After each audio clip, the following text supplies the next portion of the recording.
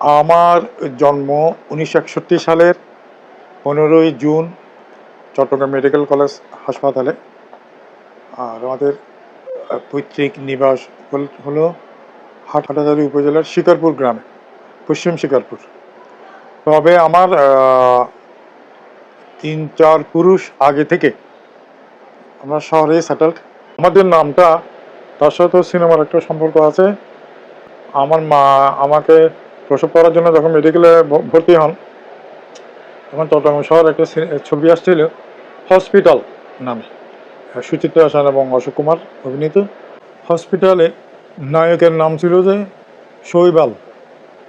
তো আমার বাবার দৃঢ় বিশ্বাস ছিল যে ওনার ছেলে হবে। তখন তার যুগে তো আর এখনকার মতন ওই আলট্রাসোনোগ্রাফি করে দেখা টাকার ওই সমস্ত সিস্টেম ছিল না। নামটা লিখে রেখেছিলেন ঘরে যে বাচ্চা হলে, ছেলে হলে নামটা দেবে। এখন আছে আমার এক ছেলে এক মেয়ে। আমার ছেলে হচ্ছে অ্যাডভোকেট, চট্টগ্রাম জজ কোর্টে আছে। মেয়েটা কম্পিউটার ইঞ্জিনিয়ার। আমার স্ত্রী পুলিশ লাইন স্কুলে শিক্ষকতা করতেন। এখন উনিও এখন রিটায়ারমেন্টে আছেন। রিটায়ারমেন্টে মানে উনি চাকরি ছেড়ে দিয়েছেন। আমিও কৃষি ব্যাংকে জব করতাম একদম ইয়াং এজ থেকে। আমার বয়স তখন 21 বছর। তখন আমি কৃষি ব্যাংকে জয়েন করি। 33 বছর জব করেছি আমি। তারপর কৃষি ব্যাংকের চাকরি ছেড়ে দিয়ে চট্টগ্রাম বিশ্ববিদ্যালয়ের নাট্যকলা বিভাগে জয়েন করেছি 2014 সালে।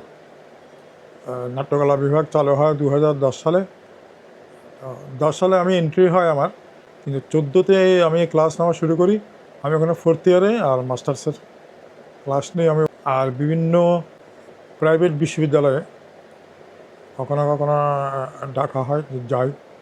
আর শিল্পকলা একাডেমি বা এরকম কোনো সরকারি প্রতিষ্ঠানগুলোতেও যাই। আমি যতটুকু জানি ততটুকু জানাবার চেষ্টা করি। শিক্ষকতা করি কতটা না বলাই ভালো, অনেক বড় ব্যাপার। যে সামান্যটুকু জানি ওইটুকু জানাবার চেষ্টা করি। আমি এসএসসি পাস করি 1976 সালে কাজীমাইল হাই স্কুল থেকে। তারপর ইন্টারমিডিয়েট কমপ্লিট হয় আমার কমার্স কলেজ থেকে। আমি ওই ক্লাস 9 থেকে কমার্স ছিলাম 1978 সালে। 1978-এর শেষ দিকে এবং 79-তে অ্যাডমিশন হয় চট্টগ্রাম বিশ্ববিদ্যালয়ে অ্যাকাউন্টিংয়ে।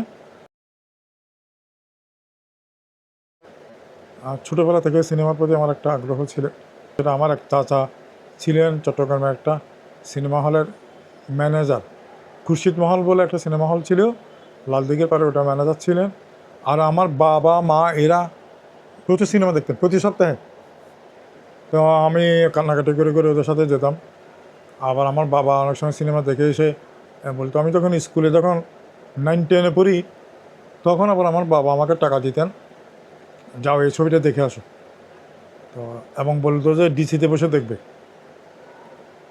বেশিরভাগ যেতে বলতেন আলমাস সিনেমাতে। এবং দেখে আসার পর আমার বাবার ছবিটা নিয়ে আমার সাথে আলাপ করতেন। এটা নিয়ে আমাদের আশেপাশে আত্মীয় স্বজন যারা ছিল তারা খুব টিটকিরি দিত যে বাপ ছেলে বসে সিনেমার গল্প করে। তো এই সিনেমার এই জিনিসটা অ্যাপ্রিসিয়েশনটা পেয়েছে, অনুধাবন যে ব্যাপারটা, এটা পেয়েছি আমি আমার বাবার কাছ থেকে। আর দেখাটা পেয়েছি আমি ওই আমার মায়ের কাছ থেকে। আমাদের বাসাতে টেলিভিশন কিনা 1980 সালে।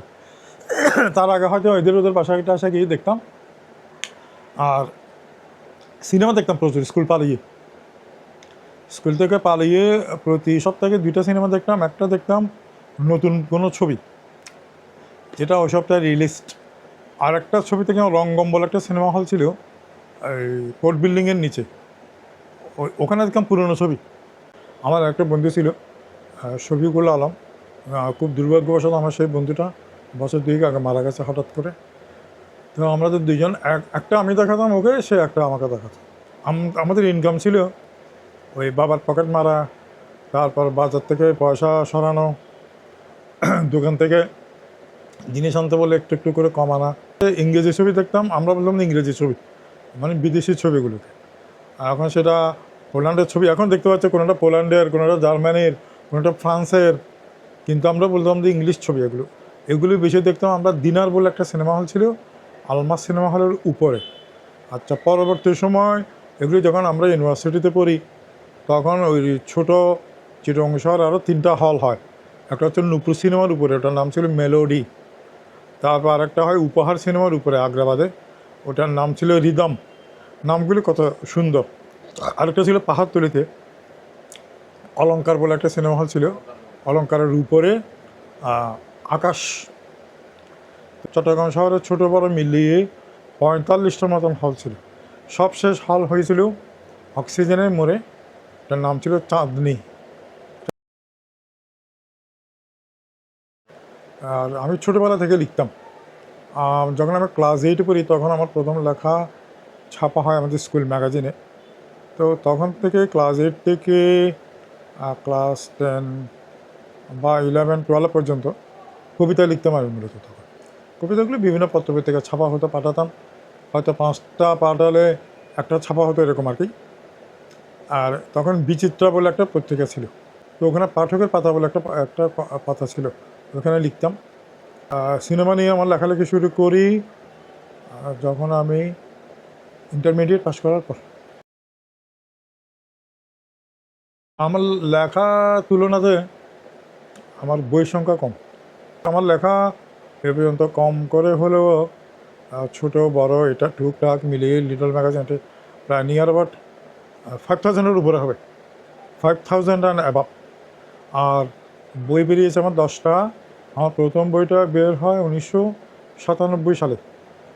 একটা বইটার নাম হচ্ছে চলচ্চিত্রের পটভূমিকায়। ওই বইটার প্রকাশক ছিলেন আমার এক বন্ধু আবু ইউসুফ, সে বইটার প্রকাশক ছিল।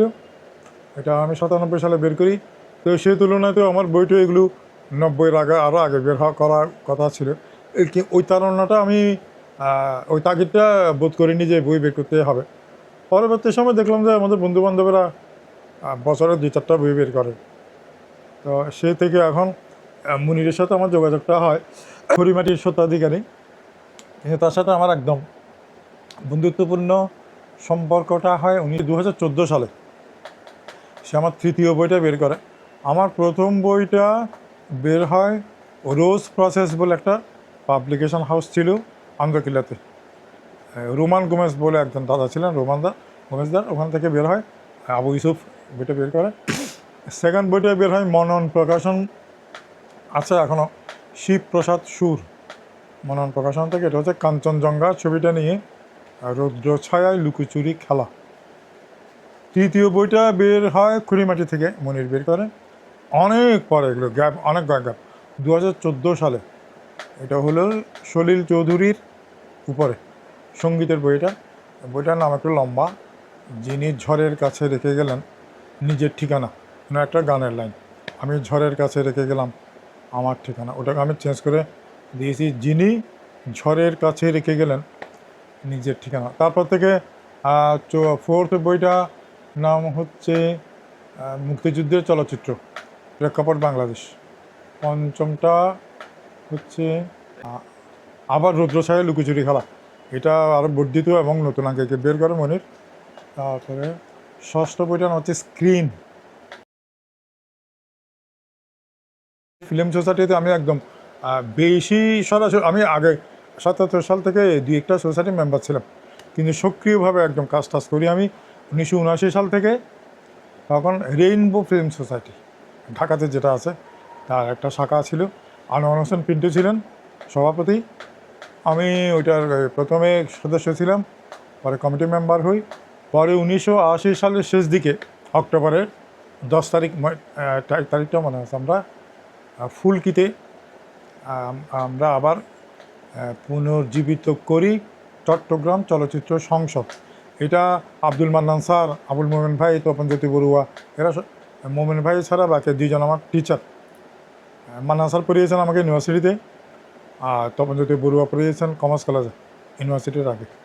তো তারপর হচ্ছে মুর্তজা বশির, ডক্টর আনিসুজ্জামান, আবু হেনাম, মোস্তফা কামাল, ওনার আর একটা সোসাইটি ছিল সিনেপল ফিল্ম সোসাইটি। তখন অনেকগুলি ফিল্ম সোসাইটি ছিল, সোচ্চার, সিনেপল। তখন আমরা এটা করি। আবার মোমেন ভাই আমাদেরকে ডেকে নেন, যে বলে আমাদের একটা সোসাইটি ছিল 72-এ শুরু করেছিলাম আমরা, এটা 75-এ সেই পট পরিবর্তনের পর বাধ্য হয়ে আমরা বন্ধ করি। তারপরে 76-এর শুরু পর্যন্ত চালু ছিল। আমরা এটা করি 1980 সালের অক্টোবরে। মোমেন ভাই বললেন যে এটা তোমরা আবার চালু করো। তো সভাপতি হন মুর্তজা বশির, আর ওনাকে তো আর আলাদা করে পরিচয় করিয়ে দেওয়ার দরকার নেই। ভাইস প্রেসিডেন্ট হন দুজন, আবুল মোমেন, তপনজ্যোতি বড়ুয়া। সাধারণ সম্পাদক হন এই আনোয়ার হোসেন পিন্টু। সাংগঠনিক সম্পাদক ছিলেন মওদুদুল আলম। নির্বাহী সম্পাদক ছিলেন ইকবাল করিম হাসনু। অর্থ সম্পাদক ছিলেন কোষাধ্যক্ষ বলা হতো মৃণাল সরকার। মৃণাল সরকার এক নামে পরিচিত বাংলাদেশে, প্রথিতযশা চিত্রগ্রাহক। আমরা কমিটি মেম্বার ছিলাম, আমি, আলমগীর ফরিদুল হক, আতিকুল ইসলাম, প্রবীর মহাজন, আমরা কমিটি মেম্বার ছিলাম। 13 জনের একটা কমিটি ছিল।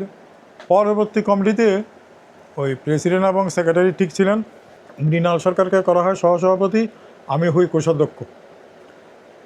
এইভাবে আমরা চালু ছিলাম 1992 সাল পর্যন্ত।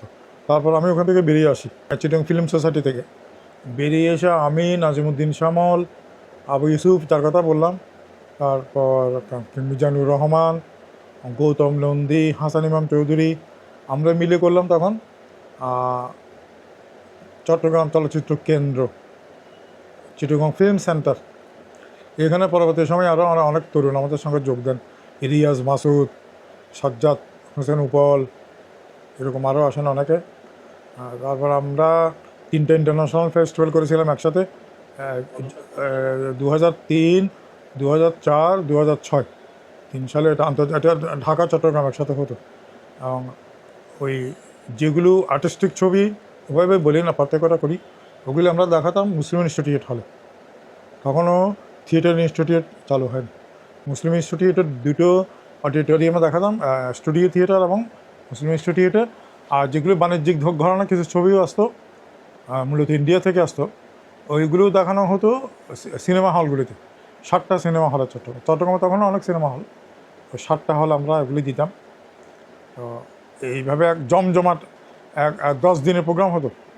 বিশাল একটা, আমার পরে অবজারভার বলে একটা পত্রিকা এখন আছে কিনা আমি জানি না, ওখানে এক হেডলাইন দিয়েছিল the giant cultural event of the country.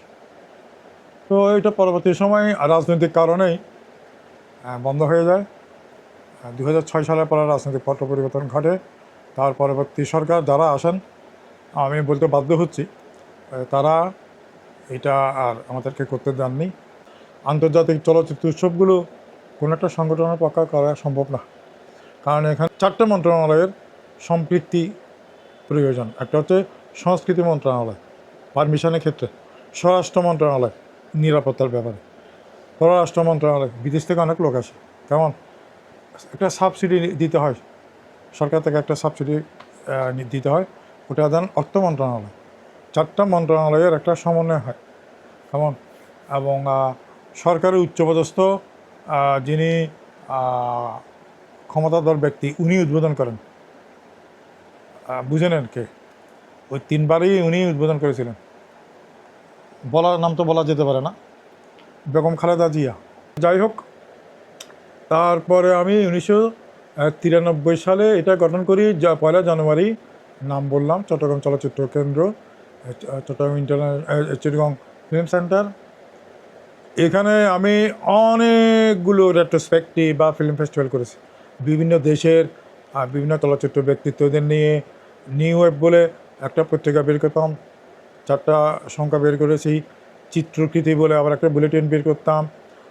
আমি যখন চলে আসি তখন পর্যন্ত 33টা ওয়ার্কশপ করেছি আমি, ছোটো বড় 33টা। আমি একদম গুনে গুনেই বলছি, লিস্ট আছে, কেউ যদি চ্যালেঞ্জ করেন আমাকে ওই লিস্টটা আমি দেখাতে পারি। 33টার মধ্যে আমি নিজে করিয়েছি মাত্র 3টা, বাকি 30টা আমি বিভিন্ন, সেটা অস্ট্রেলিয়া থেকে আসছিলেন একজন, একবার মেলবোর্ন ইউনিভার্সিটির টিচার জন হুড, কলকাতা থেকে আনিয়েছি। তারপর পুনে ফিল্ম ইনস্টিটিউট থেকে আনিয়েছি, বলতে ইন্ডিয়ান যাদেরকে আনিয়েছিলাম। আমি তো আর আমার পক্ষে সম্ভব না কলকাতা বা পুনে থেকে আনানো, ওরা ঢাকা এসছেন। ঢাকাতে করার পরে চট্টগ্রামে করেছি, পূর্ণেন্দু পত্রিকা নিয়েছি আমি। এটা আমি বলছি জোর জোর গলায় বলতে পারছি কথাগুলো। চিদানন্দ দাশগুপ্ত, মিহির ভট্টাচার্য, বাঁধন সেনগুপ্ত, সঞ্জয় মুখোপাধ্যায়, যারা সিনেমার সুস্থ চলচ্চিত্র আন্দোলনের সাথে যুক্ত আছেন, তাদের নামগুলি এইদেরকে চেনেন সবাই। তারপর এই কবরেরও একটা রেট্রো করা হয়েছিল বাংলাদেশে, উনি মারা যাবার না, উনি জীবিত অবস্থাতে। রাজ্জাককে নিয়ে প্রোগ্রাম করেছি, আনোয়ার হোসেনকে নিয়ে করেছি, রওশন জামালকে নিয়ে করেছি, উত্তম কুমার, সুচিত্রা সেন, হাদুর গোপাল কৃষ্ণন, ঋত্বিক, মৃণাল, সত্যজিৎ, আন্দ্রা ভাইদা। এক কথা বলতে পারি অনেককে নিয়ে, কাকে নিয়ে করিনি এটা না বলে বরং অনেককে নিয়ে করেছি। তো যেটা হয়, একটা সংগঠন যখন অনেক বড় হয়ে যায়, এটা একটা রাজনৈতিক দলের মতন, ওখানে অনেক উপদলীয় ব্যাপার স্যাপার ঢুকে পড়ে, অনেক উপদলীয় কোন্দল হয়ে পড়ে। এটা আমি দেখতে পাচ্ছিলাম এই বিশেষ করে সাজ্জাদ হোসেন উপল, যার কথা বললাম, সে পরবর্তী সময় চট্টগ্রাম চলচ্চিত্র কেন্দ্রের সাধারণ সম্পাদক হয়।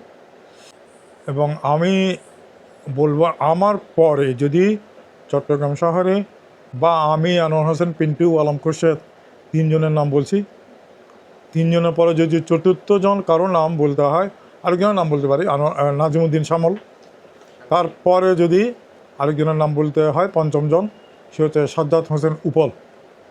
তো দুঃখজনকভাবে, অত্যন্ত দুঃখজনক ব্যাপার, 2011 সালের 18ই আগস্ট হঠাৎ করে ব্রেন স্ট্রোক করে সে রাত 2:30টার সময় মারা যায় এবং আমাকে একদম পঙ্গু করে দিয়ে যায় সে।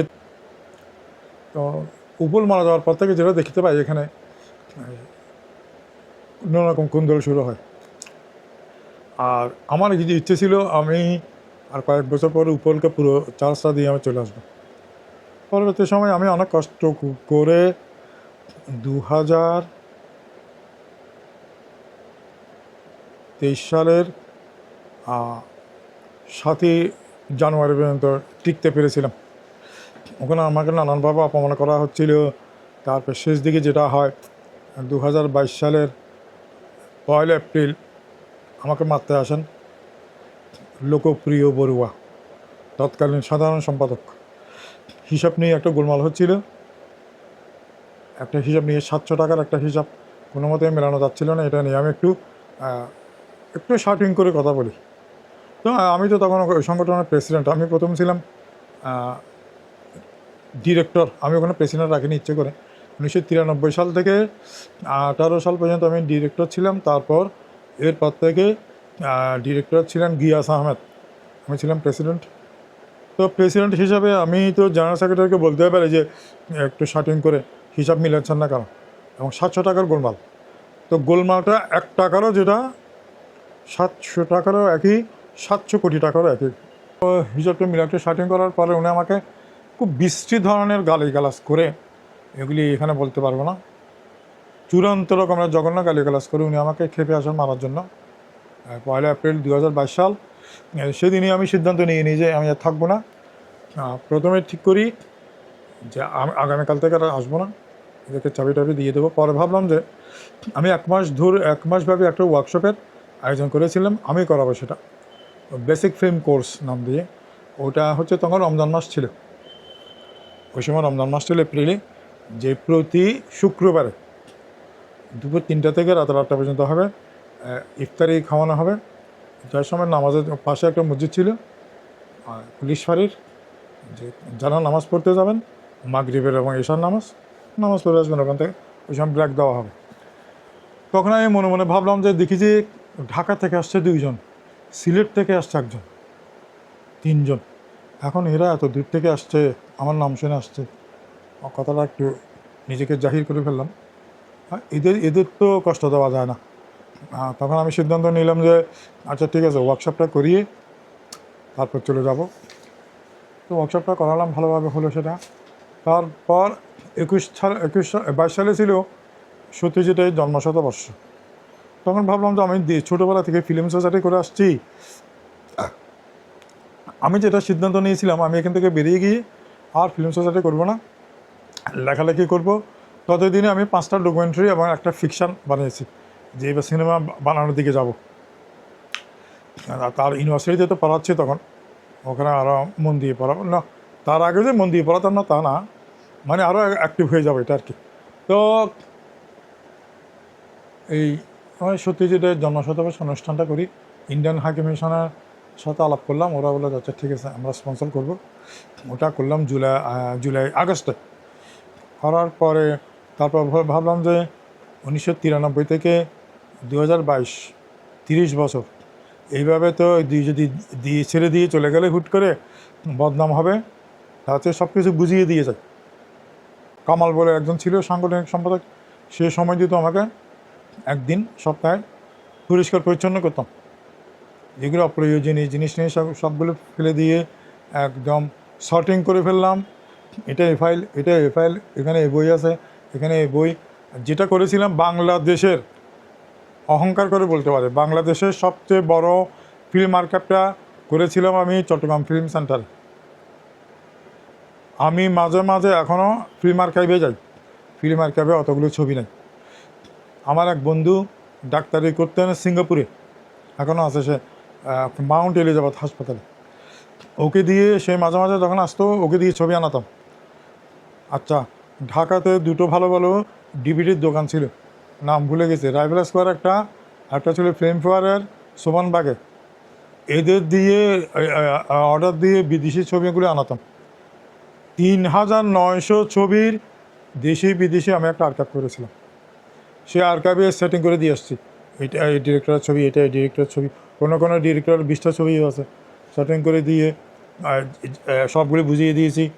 আর কিন্তু যেটা আমি চলে আসার আরেকটা বড় কারণ ছিল, আমি 5 বছরের হিসাব রেগুলার করে আসতে পারিনি। মিজানুর রহমান সাহেব ছিলেন যে কোষাধ্যক্ষ, উনি শেষ দিকে, আমি তো 2023 জানুয়ারিতে আসি, অনেক কষ্ট করে 18 পর্যন্ত ওনাকে দিয়ে হিসাবটা রেগুলারাইজ করাতে পারতাম না। 18 পর্যন্ত রেগুলারাইজ করিয়ে সেন্সার বোর্ডে জমা দিতে হতো, দিয়ে সেন্সার বোর্ডের 18, 19, 20, 21, 22, না 19 সাল পর্যন্ত করে সেন্সার বোর্ডে জমা দিয়ে রেজিস্ট্রেশনটা রিনিউ করে তারপর আমি চলে আসি। তখনও 3 বছরের হিসাব পেন্ডিং ছিল। এটা আমার চূড়ান্ত একটা ব্যর্থতা। সব কিছু একদম সুতায় বুঝিয়ে দিয়ে 23 সালের 7 এপ্রিল আমি ওখান থেকে চলে আসি। আমার ছেলেও ছিল ওখানে কমিটিতে, সে জনসংযোগের ব্যাপারটা দেখতো। সে রিজাইন করে, আমি রিজাইন করিনি, আমি বলেছি অবসর নিলাম। আমি 30 বছর ছিলাম, আমার যে যে জমা দিয়েছিলাম যেটা ওখানে লেখা ছিল অবসর গ্রহণপত্র। তো যাই হোক, চলে আসি। চলে আসার পরে আমি একটা স্ট্যাটাস দিই রাতের, তখন 12টার আগে হবে, স্ট্যাটাস দিয়ে সমস্ত দুঃখ কষ্ট কথাগুলো লিখে দেখি যে 12:30টার দিকে ফোন আসছে কলকাতা থেকে, যাদবপুর বিশ্ববিদ্যালয়ের ফিল্ম স্টাডিজ ডিপার্টমেন্টের চেয়ারম্যান ডক্টর সঞ্জয় মুখোপাধ্যায়। বলে তুই এগুলি কী লিখেছিস? সঞ্জয় মুখোপাধ্যায় এক নামে পরিচিত একজন চলচ্চিত্র গবেষক। সঞ্জয় তো বলে তুই এগুলি কী লিখেছিস, কি এগুলি কিন্তু আমাকে খুলে বল। সব খুলে বললাম। তারপরে তুই অপেক্ষা কর, কালকে বিকেল পর্যন্ত, আমি তোকে কালকে বিকেলে ফোন করছি। আচ্ছা। তারপর দিন তো যাই হোক, মনটা খুব খারাপ ছিল এবং সারা রাত আমি ঘুমাইনি। আমি চেয়ারে বসা ছিলাম লাইট নিভিয়ে, কাউকে বুঝতে দিচ্ছি না, কারণ আমার কেন যেন মনে হচ্ছে স্ট্রোক কিছু যাতে কিছু হতে পারে। দ্বিতীয় দিন দেখেছি 6টার দিকে কলকাতা থেকে ফোন আসছে, সন্ধ্যা 6টায়। বলো আমরা আজকে সবাই নন্দনে বসেছিলাম। নন্দন মানে হচ্ছে পশ্চিমবঙ্গ চলচ্চিত্র কেন্দ্র, সরকারি। তো ওকে নিয়ে ওখানে আলাপ হলো সবার। শূন্য থেকে শুরু একটা ছবি আছে না, তুই ওই ছবি নিয়ে লিখেছিস, কলকাতার একটা নাম করা ছবি, তুই শূন্য থেকে শুরু কর আবার। কী বলছেন দাদা, আমি আর কিছু করবো না, ঠিক করেছি। ওখানে আমার স্ট্যাটাসে এটা লিখেছিলাম মনে হয়, হ্যাঁ লিখেছিলাম সেটা, যে আমি আর ফিল্ম সোসাইটির অ্যাক্টিভিটিস আর থাকবো না। সবাই নিয়ে কথা হলো, সবাই বলে আমাকে দায়িত্ব দিয়েছে তোকে অ্যাক্টিভটা করার জন্য, তোকে দায়িত্ব দিলাম, তুই ফেব্রুয়ারির মধ্যে এটা চালু করবি, না জানুয়ারির মধ্যে। না দাদা আমি করবো না। আচ্ছা। তো এখানে মুনিরের সাথে বসে মুনিরের চাচ্ছিল একটা করি। তারপর পরবর্তী সময় দেখা করে আমি 7 তারিখ চলে এলাম। 12 তারিখ রাতে ওরা নাজিমুদ্দিন শ্যামলকে সভাপতি করলো, করে কমিটি করলো এটা সেটা। আর 12ই জানুয়ারি ঠিক করলাম যে আমি বসে থাকবো না। তাই আমি 4-5বার নাম ঠিক করলাম। আমার ছেলে এবং আমার মেয়ে এরাও দেখেছি জেগে থাকে রাতে, বাবা অসুস্থ হয়ে পারে কিনা। আমার মেয়েটা বারবার ঘুরে ঘুরে আসে, বাবা তুমি ঘুমাওনি এখনও? ওরা ছোটোবেলা থেকে এগুলো দেখে আসছে। আবার আমি আমার ছেলেকে আর মেয়েকে ডাকলাম, আমি আবার কাজ শুরু করবো। ওরা দেখেছি খুশি হয়েছে, সবাই আমরা দুজনে তোমাকে সাহায্য করবো, করো। আমি 4-5টা নামটি করলাম। ওখানে ওরা বলেছে চট্টগ্রাম ফিল্ম ইনস্টিটিউট, এটা চিটাগং ফিল্ম ইনস্টিটিউট করো। চিটাগং ফিল্ম ইনস্টিটিউটে বাংলাতে চট্টগ্রাম ফিল্ম ইনস্টিটিউট থাকবে। তো ইন্ডিয়াতে তো তখন আধা ঘন্টা পিছিয়ে আছে না। আমি নাম দুটো পাঠালাম সঞ্জয়দের কাছে। সঞ্জয় বলেন না না না, সঙ্গে সঙ্গে উনি দেখি যে কল ব্যাক করলেন, ইংরেজিতেও চট্টগ্রাম লেখো, কারণ এখন তো রাষ্ট্রীয়ভাবে ইংরেজিতেও চট্টগ্রাম বলে, ইংলিশেও চট্টগ্রাম লেখো। দেখি আমি জেগে আছি, একটা লোগো ঠিক করে ফেল। তারপরে আমার ছেলে এবং আমার মেয়ে তো কম্পিউটার ইঞ্জিনিয়ার, গুগল থেকে দেখে দেখে দেখে দেখে একটা করলাম, আরও ডিজাইন করে দিল ওরা, করে ওরা রাতে মুনিরকে পাঠালাম। মুনিরও আবার ডিজাইন করলো, করে এই যেটা লোগো আমাদের এখন একটা চোখ। তারপর এটা পাঠালাম এইতে কলকাতায়। সঞ্জয় দা বলে যে এটা কালার হোক, এটা ভিতরের যে চোখের যে মণি ওইটা হবে সবুজ লাল বাংলাদেশের পতাকার, আর চোখের যে আইলাইন এটা হবে সবুজ বাংলাদেশের ব্যাপারটা থাকবে, চোখ ক্যামেরার সব কিছু থাকবে। ওইরকম করে মুনিরকে বললাম, মুনির আবার কালার টালার করে দিল, আবার পাঠিয়েছে সে রাতে। তখন তো 13ই জানুয়ারি হয়ে গেছে। রাতে করে ঠিক করলাম, আমি দাদা আজকে আনলাকি 13, আজকে কিছুই দেবো না, 14 তারিখে এটা ফেসবুকে ছাড়বো। 14 তারিখে ছাড়লাম। তারপরে তো দেখি যে ওখানে ওই দিন আমার সাথে আমাদের কমিটি ছিল 17 জনের, 12 জন আমার সঙ্গে চলে আসছে, মেন 12 জন চলে আসছে আমার সাথে। বাকি যে 5 জন ওরা ছিল, বাকি 5 জন ছিল, ওরা আছে এখনও। তারপর নাজমুদ্দিন সামাল গেল, 6 জন হলো আর কি। তো ওরা আছে, ওরা ওদের মতন চালাচ্ছে। আমি তো ওটাকে কখনো অভিশাপ দিতে পারবো না, এবং ওই সংগঠনের অমঙ্গলও চাইতে পারবো না, কারণ ওটা তো আমার একটা সন্তান। আমি সবাইকে বললাম যে এটা আমার 3য় সন্তান, ছেলে মেয়ের পর আরেকটা সন্তান। আমি কখনো চাইনি ওটা কার্যক্রম বন্ধ হোক, ওটা চলুক। চট্টগ্রাম শহর একটা বিশাল একটা শহর, তাই না? এখানে 7-8টা চলচ্চিত্র সংসদ চলতে এবার এখনও আছে। সাইমন ডাকারের দৃশ্য ছায়া, তারপরে ইউনিভার্সিটিতে আছে ইউনিভার্সিটি ফিল্ম সোসাইটি, চুয়েটে আছে একটা, এরকম আছে তো। আর একটা ইন্ডিপেন্ডেন্ট ফিল্ম ফেস্টিভ্যাল করে প্রতি জানুয়ারিতে, আলী ওসমান হাউসে আমি যাই 1978 সাল থেকে। 1978 সাল, তখন আমি কলেজে পড়ি। তখন আমি যেতাম সিনেমা দেখার জন্য। আমার এক বন্ধু ওখানে মেম্বার ছিল, আলমগীর ফরিদুল হক, সে লন্ডনে থাকে, ওর সাথে আমি সিনেমা দেখতে যেতাম। আর আমি ওখানে 2 বছর ফ্রেঞ্চ শিখি, 1985 এবং 1986 সালে। তো চর্চার অভাবে এখন ভুলে গেছি, জানি না, কিন্তু সেই 78 সালে যোগাযোগটা এখনও রয়ে গেছে। যতগুলো সোসাইটি করলাম এই পর্যন্ত, প্রত্যেকের বেশিরভাগ শো কিন্তু ওখানে হতো। চিটাগং ফিল্ম সেন্টারের শো বেশি আবার পরবর্তী সময় ওই ফিল্ম ইয়েতে হতো, থিয়েটার ইনস্টিটিউটে হতো। ওখানে হায়দ্রাবাদ ডেকে নিয়ে যান 2009 সালে। আর চট্টগ্রাম শহরে আমি 3বার সাউথ কোরিয়ান ফিল্ম ফেস্টিভ্যাল করেছি, ওই ইয়ং ওয়ানের স্পন্সরশিপে। আচ্ছা, ওরা ওখান থেকে ছবি নিয়ে আসতো, আমি এখান থেকে লিস্ট দিতাম, কোরিয়া থেকে সিরিয়াল থেকে ছবি নিয়ে আসতো। যাই হোক, তো চিটাগং ফিল্ম সেন্টারের আর্কাইভে প্রায় 25-30টা সাউথ কোরিয়ান ছবি আছে, এবং সাউথ কোরিয়ান ছবির যে কালচারটা বাংলাদেশে, অন্তত চট্টগ্রামে, এটা আমিই করি প্রথম। সিনেমা দেখানো, ওটা নিয়ে লেখালেখি করা, তারপরে কিম কি দুক বা কিম কি দক বলে, যেটা ওদের দেশের একদম সত্য, যেটা বলা যেতে পারে, তার ছবি দেখিয়ে ওনাকে নিয়ে লেখালেখি করে আমি পরিচয় করিয়ে দিয়েছি প্রথম। আচ্ছা, যাই হোক, তারপরে তো এটা করলাম 2023 সালের ফেব্রুয়ারি 3 তারিখ ওপেনলি আমি চালু করি।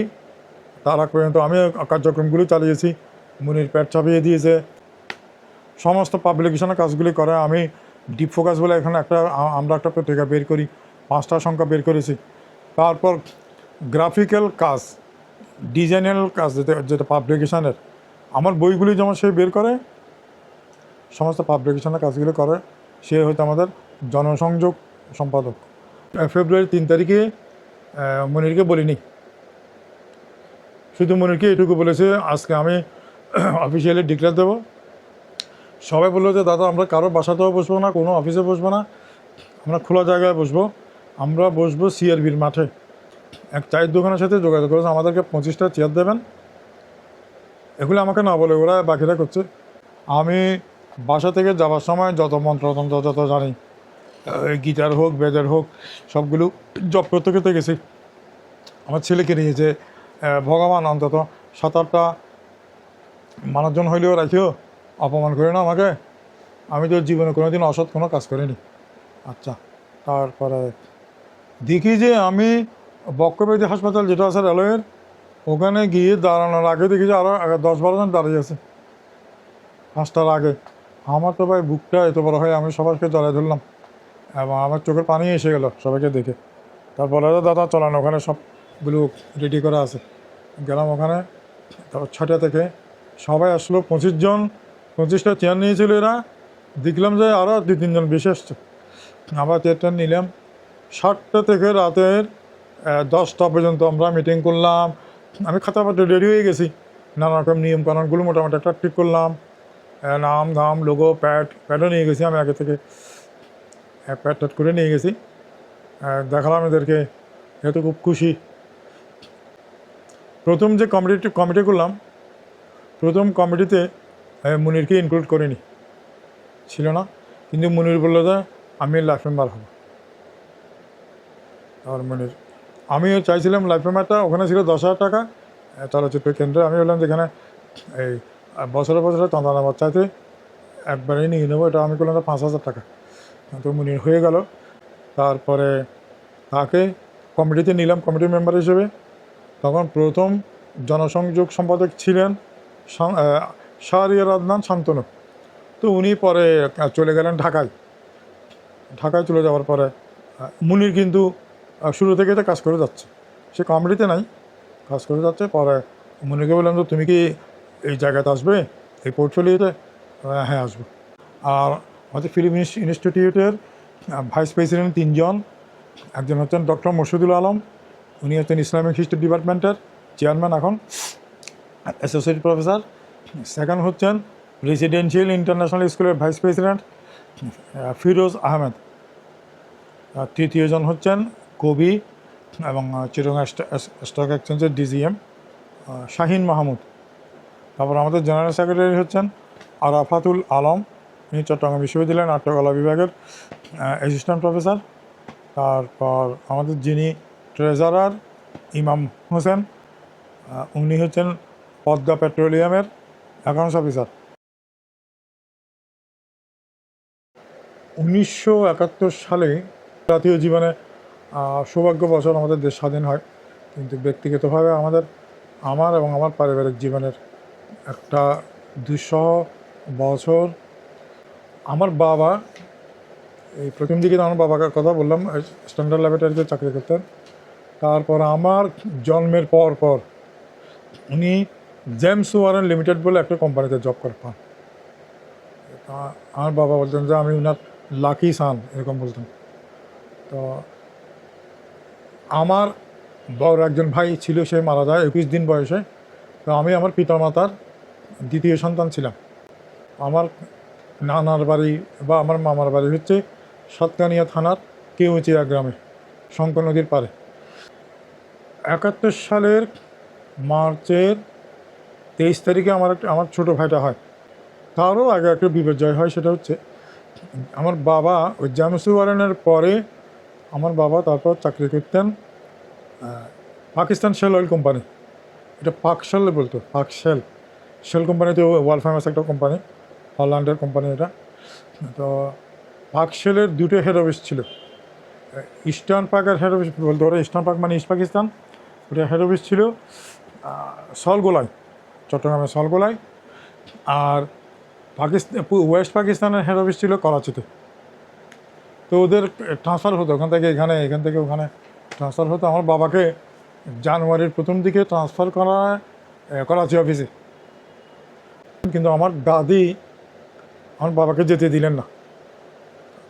একে তো হচ্ছে তখন বাংলাদেশের অবস্থা খারাপ, তো বাংলাদেশের অবস্থা খারাপ হতে শুরু হয়েছে 70-এর শেষ দিক থেকে। ওই যখন ইলেকশন হলো, যখন আমি তখন ক্লাস 6-এ পড়ি, তো 6-এ উঠেছি, কাজী মিল্লা হাই স্কুলে ভর্তি হয়েছি। 23শে মার্চ আমার ভাইটা, ছোটো ভাইটা হয়, আমার বাবা ওর নাম রাখলেন বিপ্লব। তারপর তো 25 তারিখ ঢাকায় ক্র্যাকডাউন হলো না, অপারেশন সার্চলাইট। 25 তারিখ রাতে চট্টগ্রাম পোর্টেও কিন্তু গোলাগুলি হয়েছিল, পোর্টে। কিন্তু শহরে গোলমাল হচ্ছে 26 তারিখে রাতে। ডিসি হিল পার্কে, ডিসির বাংলো থেকে অ্যাকশান হচ্ছে, কোর্ট বিল্ডিং থেকে অ্যাকশান হচ্ছে, নানান জায়গা থেকে আমাদেরকে ভাই বোন সবাইকে খাটের তলায় ঢুকেই দেওয়া হলো, মনে আছে। তারপর দিন 27 তারিখে সবাই কারফিউ তুলে ফেললাম, মানে কিছুক্ষণ পরে। 27 তারিখ দুপুরে আমি, আমার পরবর্তী ভাই কল্লোল, তারপরে আমার এরপরে বোন রিনি, ওর ভালো নাম ছিল কাকলি, ডাকনাম ছিল রিনি। আমাদের 3 জন, আমাদের সে পিসি মানে ফুফু আমাদেরকে নিয়ে বোয়ালখালী চলে গেলেন। আমরা এই দুপুরে রওনা দিলাম। সন্ধ্যার পরে প্রায় কতক্ষণ, দুপুরে আমরা 2টার দিকে রওনা দিলাম। তো 2টা, 3টা, 4টা, 5টা, 6টা, 7টা, 8টা, 7 ঘন্টা লাগলো আমাদের বোয়ালখালী যেতে। কালুঘাটের ওখানে গিয়ে মনে আছে বাস পার হচ্ছে না, নৌকাতে করে পার হলাম। নৌকাতে পার হয়ে ওই দিক থেকে এবার হেঁটে হেঁটে সাতপুরা, কদুরকিল এগুলো হয়ে হয়ে তারপর আমরা গেলাম সারোয়াতলি, আমার আর ফুফুর বাড়িতে। ওখান থেকে তারপর আমরা কয়েকদিন থেকে বসে গেছিলাম, মনে আছে। এগুলো এখন তো বিচ্ছিন্ন। আমার বাবা, আমার মা, আমার দাদি জামাল খান বাসাতে ছিলেন, আর কেউ নয়। আমার দাদি আছে, তারপরে আমার বাবা, আমার মা, তারপর আমার বোন পরেরজন রীতা, পর আমার পরবর্তী সেজ ভাইটা রাজীব, আর ছোটো ভাই সদ্যজাত বিপ্লব। এরা তো ওরা তখন আমাদের এলাকাতে জামাল খানের সেইগুলিতে প্রচুর বিহারি ছিলেন এবং এরা খুব ধনী। এরা হুমকি টুমকি দিচ্ছিল নাকি মেরে ফেলবে, বাড়িটা দখল করবে। পিছনে কিছু খ্রিস্টান ছিল, শাহ ওয়াজিল ইনস্টিটিউটের পিছনে আমাদের গলির শেষ মাথা। খ্রিস্টানরা আবার নিরাপদে ছিল, পুরো যুদ্ধ খ্রিস্টানরা নিরাপদে ছিল। কিছু কিছু লোক ইয়েতে গিয়েছিলেন, মুক্তিযুদ্ধে জয়েন করেছিলেন, স্বাধীন বাংলা বেতার কেন্দ্র ছিলেন কয়েকজন। তো যাই হোক, এখন আমার মামার বাসা ছিল দক্ষিণ নালাপাড়ায়। ওখানে আমার 3 মামার ফ্যামিলি ছিলেন। আমার ওই 2 মামা, বড় মামা এবং মেজো মামা মারা গেছিলেন আগে। ছোটো মামা সবাইকে নিয়ে থাকতেন। সেজো মামা থাকতেন সাতকানিয়ার কেউচিয়া গ্রামে। তো এখন এদের তো অনেকজন, প্রায় এরা 1, 2, 3, 4, 5, 6, 7, 8, 9, 10, 11, 12, 13, 14, 15, 16 জন, 15-16 জন। সবাইকে আমার বাবা দেখতে গেলেন কী অবস্থা, কারণ জামাল খান বাসায় থাকতে পারবেন না, পুরো বাসা খালি, সবাই চলে গেছে। পিছন দিকে আর একটা হিন্দু পরিবার আছে, আর কেউ নেই। তো এরা বিহারিরা ধমক দিচ্ছে বাড়ি দখল করবে, হয়তো ওদেরকে মেরে ফেলবো, নাহলে তোরা চলে যা। কয়েকদিন, 2 দিন না 3 দিন সময় দিয়েছিল ওদেরকে। তা এখন ওখানে গিয়ে দেখা যায় আমার মামারা চলে যাবে সাতকানিয়াতে। আচ্ছা, প্রথমে আমার খালার বাড়ি ছিল আনোয়ারাতে। প্রথমে বলে ঠিক করেছে আমার সেই খালার বাড়িতে যাবে, আমার আপন খালা। ওখানে 2 দিন থেকে তারপর অবস্থা বুঝে আস্তে আস্তে কেউচিয়া যাবে, কেউচিয়া। তো এখন আমার বাবা বলেন যে আমি কী করবো, আমার হাতে একটা কোনো টাকা পয়সাও নাই, চাকরিও নাই। চাকরি যে চলে গেছিল, আমি যা করাচি গেলাম না ভেবে। তারপরে বাবা বলছেন তা আমি করাচি চলে গেলে ভালো হতো, করাচি চলে গেলে ভালো হতো। করাচি গেলাম না, এখন চাকরিও নাই, টাকা পয়সাও তো পাইনি এখনও, কয়েক মাস সময় লাগে না প্রভিডেন্ট ফান্ড অমুক সময় এগুলো পেতে। যুদ্ধ শুরু হয়ে গেছে। তারপরে তখন আমার মা বাবা বলেন যাচ্ছে কী হচ্ছে, কী অবস্থা, বলে যে শৈবাল, কল্লোল, রিনি বোয়ালখালী চলে গেছে। এখন এই রিনি, এখন রীতা, রাজীব, বিপ্লব আছে বলে ওই 3 জনকে। আর আমার মার নাম ছিল শান্তি, আমার বাবার নাম তো বললাম কিছুক্ষণ আগে, বিশ্বনাথ চৌধুরী। তাহলে ওদেরকে নিয়ে আসেন, ওদেরকে নিয়ে এলো। এখন আমার দাদি বলা যে তুই ওদেরকে দিয়ে আয়, আমি তুই এখানে থাকবো, দেখি এখানে লুকিচুরে শহরের ভিতরে থাকবে, এত বড় বাসা এটা ফেলে যাবো কী করে। আমার মামা বলেন যে দেখেন এতগুলি লোক নিয়ে আমি এই, একজন লোক, একজন মাত্র পুরুষ মানুষ, দুই সাম্পান হয়ে গেছে, যাব কি করে? আমাকে তো উঠলে যে কোনো এক সাম্পানে উঠতে হবে, আপনি অন্তত আনোয়ারা দিয়ে এদেরকে চলে আসেন। আমার বাবা গেল, কর্ণগুলি পার হয়ে গেল, আনোয়ারা গিয়ে আর আসতে পারে না। তখন নদীর ওই পারে দুই দিকেই আর্মি ক্যাম্প ট্যাম্প করে ফেললে আসতে পারলো না। আমার মামা বললেন যে এই শান্তি এবং বিশ্বনাথকে, আমার খালাকে বলছে নাকি যে তোমরা এদেরকে রাখো, এটা তো মাত্র 5 জন, ওটা তো মাত্র বাচ্চা, এখনও মাত্র 5-7 দিন বয়স। এখন আমার খালা স্টেট বলে দিলেন যে না, আমি রাখতে পারবো না। যেহেতু আমার খালা অনেক ধনী, বিস্তর জায়গা জমিন এবং মহাজন পরিবার। আমার বাবা নাকি আমার খালার পায়ে ধরে কান্নাকাটি করলো একটু আশ্রয় দেওয়ার জন্য। বলে আমাদেরকে একবেলা ভাত দিলেও হবে, একবেলা ভাত দিলে হবে, আমরা ছেলে মেয়ে সবাই মিলে একবেলা ভাত খাবো, যা দাও, লবণ দিয়ে দাও আর ডাল দিয়ে দেবো। না না না, হবে না। তখন আমার মামা কী করবে, সবাইকে নিয়ে কোনো মতো কদ্দুর হেঁটে, কদ্দুর রিক্সায় শঙ্কর নদী পার হইলে, ওদিকে তো শঙ্কর, হ্যাঁ, পার হয়ে একদিন ভোরবেলা নাকি রওনা দিয়েছিল, মিড নাইটে গিয়ে কেঁওচিয়াতে তারপর উঠলো, তারপরে গেল। আমরা ওদিকে ভাই বোন 3 জন, ওর ফুফুর শ্বশুর বাড়িতে আসি, আমি ভাই বোন 2 জনকে নিয়ে মানুষের বাড়ি বাড়ি ঘুরতাম, বাড়ি বাড়ি ঘুরে ঘুরে একটু খাবার চাইতাম, আমাদেরকে একটু খাবার দেন। কেউ হয়তো 2টা মুড়ি দিল, কেউ একটু খই দিল, কেউ হয়তো দয়া করে অল্প ভাত দিল। আমরা ঘুরে ঘুরে ঘুরে ঘুরে খেতাম। আর কেঁওচিয়া গ্রামটা হচ্ছে পাহাড়ি গ্রাম। বেলা বেরিয়ে গেলাম আমরা। আমার ছোটো মামি শুধু একটা কথা বলেছিলাম, মনে আছে আমার, আমার মাকে বলে যে আচ্ছা ঠিক আছে, তুমি এদেরকে নিয়ে যাচ্ছ, ছোটো ছেলে দুটো আমাকে দিয়ে যাও। আমার ছোটো ভাই রাজীবের বয়স তখন 2 বছর, আর বিপ্লব তো তখন 1 মাস, 4-5 দিন। বলে বাচ্চা দুটো বাঁচবে না, 3 দিন হাঁটতে পারবে না, আমাকে দিয়ে যাও, যদি তোমরা কখনোই ফিরে আসো তাহলে বাচ্চা দুটো নিও, আর না হয় এগুলো তোমাদের পরিচয়ে আমি বড় করবো আর কি। আমার মা বলে যে না, মরলে এরা আমার বুকেই মরবে। তারপর আমরা হাঁটলাম। আমরা তো সারা জীবন শহরেই বড় হয়েছি, শহরে জন্ম, আমরা হাঁটতে পারছি না। আমরা তখন মোটামুটি ওই 3 দিন হাঁটার পর বান্দরবান জেলায় ঢুকে গেছি। তখন বান্দরবান আলাদা জেলা ছিল না, তখন ছিল পার্বত্য চট্টগ্রাম জেলা, হেডকোয়ার্টার ছিল রাঙামাটিতে, বান্দরবান একটা মহকুমা ছিল। আমরা সুয়ালক বলে একটা জায়গাতে, মনে আছে এখনও, বলছে সবাই সুয়ালক সুয়ালক। আমাদের সাথে হাঁটতে পারে না এরকম আরও কিছু লোক, এরা শহরের লোক, এরা কী করে জানা ঘুরতে ঘুরতে ওখানে গিয়েছিল আর কি। আমাদের সাথে 50-60 জন লোক তখনও ছিল। কিন্তু আমরা যখন রওনা দিলাম তখন দেখি যেতে যেতে এই গ্রাম থেকে আরও কিছু, ওই গ্রাম থেকে আরও কিছু, এরকম করে করে রাতের বেলা যখন আমরা একটা জায়গাতে গিয়ে থামলাম, তখন দেখি যে অন্তত 1000 জনের মতন লোক হবে, অনেক লোক। একটা মাঠে সবাই আগুন টাগুন জ্বালিয়ে ভাত রান্না করছে, পিকনিকের মতন। আমাদের ভালো লাগছে আমাদের, আমরা তো 3 দিন পরে আসামে চলে যাব, বাহ, ওখানে আমার ফুফুরা আছে, আমাদেরকে আদর যত্ন করবে এরকম মনে হচ্ছিল। আমার বাবা তখন অবসন্ন, কিন্তু আমার মা কেন যেন শক্তিশালী হয়ে গেছে। তারপরে একদিন রাতে তুমুল বর্ষা চলে আসছে, তখন জুলাই জুন টুন হবে আর কি, তুমুল বর্ষা। আর বান্দরবান এলাকাতে তো বৃষ্টি বেশি। এক পাহাড়ের চূড়ায় আমরা রাতের বেলা আশ্রয় নিয়েছি, আমাদের সাথে আরেকটা ফ্যামিলি আছে। একদিন দেখেছি, এরপরে কয়েকদিন আমরা কোথায় আছি কিচ্ছু জানি না কি, এই আমার বাবা কোথায় হারিয়ে গেছে, সন্ধ্যাবেলা কোথায় গেছিল, কিছু হয়তো কাঠটা টেটা সেটা আনতে বা খাবার টাবার জোগাড় করতে পারি কিনা দেখতে।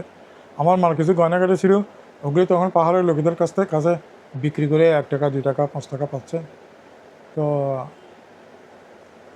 পরে আমার ভোরবেলা দেখি যে আবার সেদিন আমার বাবা নাম ধরে দিয়ে ডাকছে আমার ভাই, তো বলে তো উনি নাকি নিচে নেমেছিলেন। ওটা এখন দেখি যে ওটা একটা নদী, চিকন খালের মতন আর কি, বড় সড়ো। ওইটার নদীটার নাম হচ্ছে থানচি। থানচি এগুলো এখন জানছি আর কি, তখন তো আর জানতাম না। তো থানচি নদী উনি নাকি ভেসে গেছিলেন স্রোতে। ভেসে একটা স্কুলের ওখানে গিয়ে একটা পাথর, একটা বিশাল পাথর জড়িয়ে ধরে কোনো মতো সেভ হয়েছিলেন, এবং ভোরবেলা ওই এলাকার লোকজন এসে ওনাকে করার পরে খবর নিয়ে ও পাহাড়ের লোকেরা আবার চট্টগ্রামের ভাষা বুঝতো, এবং বিভিন্ন উপজাতির লোক ছিল, কখনো চাকমা, কখনো মুরুং, কখনো মালমা। আমার বাবা বললেন যে এরা বললো এই নদীটা আরেকটু সামনে গেলে ওই পারে নাকি আসাম। এখানে দুটো ছেলের সাথে কথা হয়েছে, ওদেরকে 2 টাকা দিলে হবে, ওরা ভেলাতে করে আমাদেরকে পার করিয়ে দেবে। তারপর তো আমরা খুব খুশি, বাবা ফিরে এসছে। তারপর আমরা পাহাড় থেকে নামলাম, নেমে হেঁটে গেলাম সেই স্কুলের ওখানে। সেই স্কুলটার নাম এখনও খেয়াল আছে, বড় মোদক স্কুল। স্কুল, ওখানে আমরা সকালবেলা ওরা আমাদেরকে কিছু খেতে দিল। খেয়ে দিয়ে তারপরে আমরা হেঁটে হেঁটে নদীটার ওই পাশ দিয়ে ওখানে যেতে হবে, নদীটা ঘুরানো পেঁচানো আর কি। গেলে পরে তারপর এই তোমাদেরকে পার করে দেবো, বাবা টাকা দিল। তারপর ওরা পার করে দিলে আমাদেরকে, তখন 10টা 11টা বাজে। আমরা আসামে ঢুকলাম।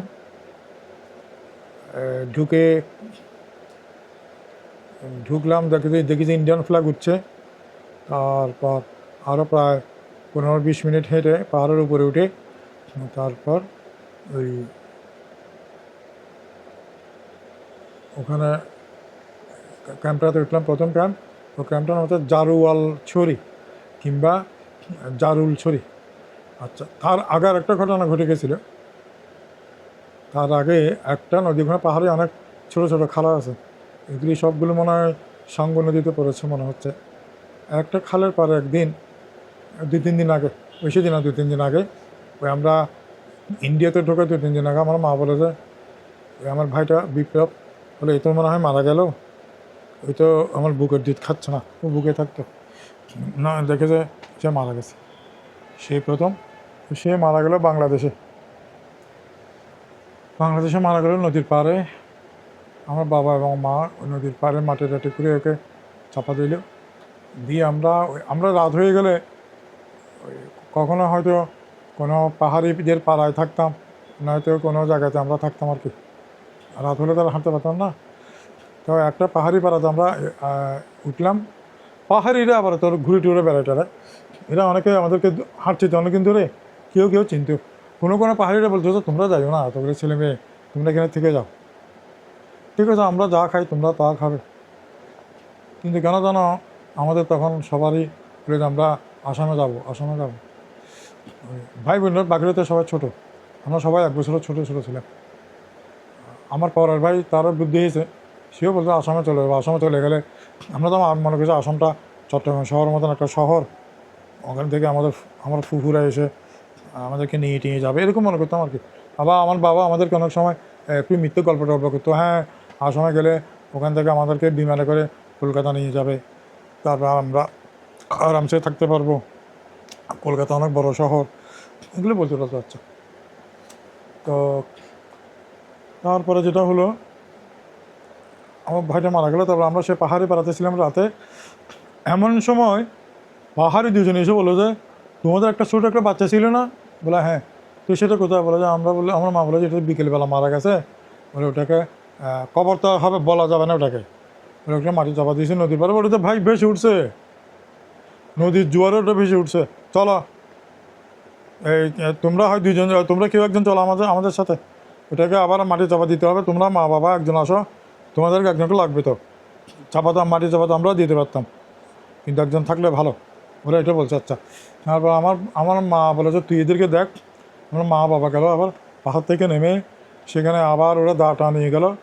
ওদের তো অনেক ইয়া থাকে, ওদের দাগুলো মাথা কাটা দায় বড় বড়, এটা দিয়ে ভালো করে কেটে গর্ত করে আমার ভাইকে ওখানে মাটি চাপা দিলে, ওদের সিস্টেমে কেমন করে দিল, অনেক কুল্লো আর কি, যাতে ও আর ভেসে না ওঠে।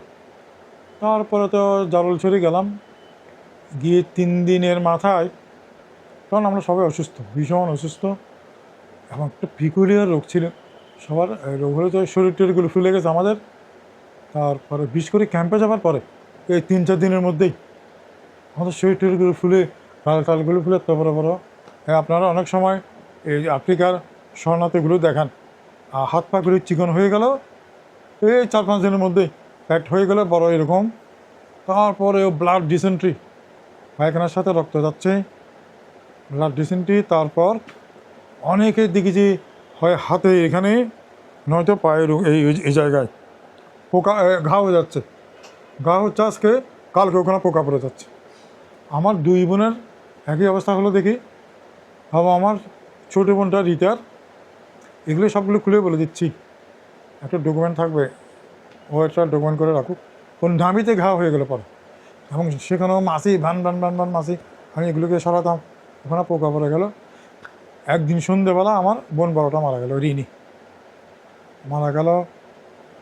আমার ভাই কল্লোলের কোনো বিকার নাই, কারণ ওদিকে একটা মরে, তো এখন ওদিকে আরেকটা মরে, ওদিকে দেখে আরেকটা মরে, মানে মিনিটে মিনিটে বা আরও কম সময়ে মারা যাচ্ছে দেখি।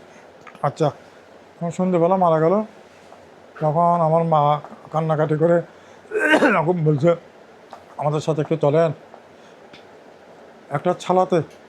একটা ছালাতে করে আমার বোনের লাশটা এইভাবে নিয়ে গেল। আমার বোনের বয়স তখন কত হবে, আমার তখন 10, আমার ছোটো ভাই তখন 9, ওর বয়স তখন 8। এই ওর ডেড বডিটা নিয়ে পাহাড় থেকে নামলো নিচে। ওখানে তখন ওই একটা সমাধি ক্ষেত্র মতন হয়ে গেছে, ওই যে সবাইকে মাটি চাপা দিচ্ছি। আর ওই যে আমার ভাই একটু আগে ছোটোটাকে যে মাটি চাপা দিল, তখন কতটুকু গর্ত করতে হবে আমার মা বাবা যে বুঝে গেছে, তখন ওই যে ওটাকে দিল। তখন মাটি খুঁড়ে টুরে বাকিরা সাহায্য করলো, ওকে মাটি চাপা টাপা দিয়ে এলো রাতের বেলা। ওমার তারপর দিন সন্ধ্যাবেলা দেখেছি বোন ওটাও মরে গেল। ওটা দুপুর থেকে অবস্থা খারাপ, সেও মরে গেল, তাকেও পরপর 2 সন্ধ্যায়, তারপর তাকেও সেই মাটি চাপা দিল। আমরা ওখানে 2-3 দিন, এক ক্যাম্পে একটা নির্দিষ্ট সময় রাখতো, তারপর পরবর্তী আরেক ক্যাম্পে নিয়ে যেত। পরবর্তী ক্যাম্প ছিল যে পানছড়ি একটা এদিকেও আছে, ওদিকে আছে, একই জায়গায় দেখি যে এদিকে আছে ওইদিকে আছে, নদীর এপার ওপারে। তখনও কর্ণফুলি শুরু হয়নি, কর্ণফুলি আরও পরে। তারপরে ওখানে যেতে যেতে ওকে কিন্তু চিকন অনেক নদী আছে ওখানে। আর নদী পাড়ে দেখেছি যাওয়ার সময় আমার ভাইটার সন্ধ্যা রাত থেকে ওই রাজীব, আমার ছোটো ভাইটার অবস্থা খারাপ হতে থাকলো। আমরা তো ঘুমাচ্ছি। আমার বাবা দেখেছি ওই ছড়া থেকে কেমন করে গামছা দিয়ে কিছু মাছ টাছ ধরলো, ধরে আমার মা অনেকদিন পর আমরা কিছু আমিষ জাতীয় খাবার খাচ্ছে, খুব খুশি। আমার মাগুলো রান্না করলো। ওই আমাদের ওই যে বিক্রির যেরকম রাস্তাঘাটে থাকে টিন এগুলো এরকম ছিল, ডেক্সে করা কিচ্ছু না, ওই টিন একটাতে করে ভাত রান্না করতো, টিন একটাতে কিছু তরকারি লতা পাতাগুলো রান্না করতো, দিলাম। ভোরবেলা দেখি যে ধূপ ধাপ শব্দ শুনতে পাচ্ছি, কিসের মা। আমি আর কল্লোল জেগে দেখেছি আমার বাবা গর্ত করছে। তখন আমি বুঝে গেছি, কেন জানি বিপদে মনে হয় মানুষের বুদ্ধিশুদ্ধি বাড়ে, আবার বুদ্ধিশুদ্ধি লোপও পায়। আমি তখন হঠাৎ করে 10 বছর বয়সে, আমি যেন 17-18 বছর হয়ে গেছি, আমি অনেক ম্যাচুরিটি চলে আসছে আমার। আমি উঠলাম, আমি বললাম বাবা ভাইকে চলে গেছে, বলে হ্যাঁ রাজীব চলে গেছে। আমি এটা নিয়ে একটা কবিতা লিখেছিলাম, একটা আঙুল দিয়ে দেখালো, ওই রাজীব আমাদের দিকে তাকিয়ে আছে, দেখেছে আকাশ একটা বড় একটা তারা, ওপেন পাহাড়ি জায়গা, সব তারা দেখতে পাচ্ছি। আর আমার ভাইটা চোখ খোলা, দেখি তার চোখে পানি, সে হয়তো মারা যাওয়ার সময় কান্নাকাটি করছিল হয়তো। তারপরে আমি আমার বাবাকে জিজ্ঞেস করেছিলাম, ভাই কি খুব কাঁদছিল? বলে হ্যাঁ, মারা যাওয়ার সময় খুব কাঁদছিল।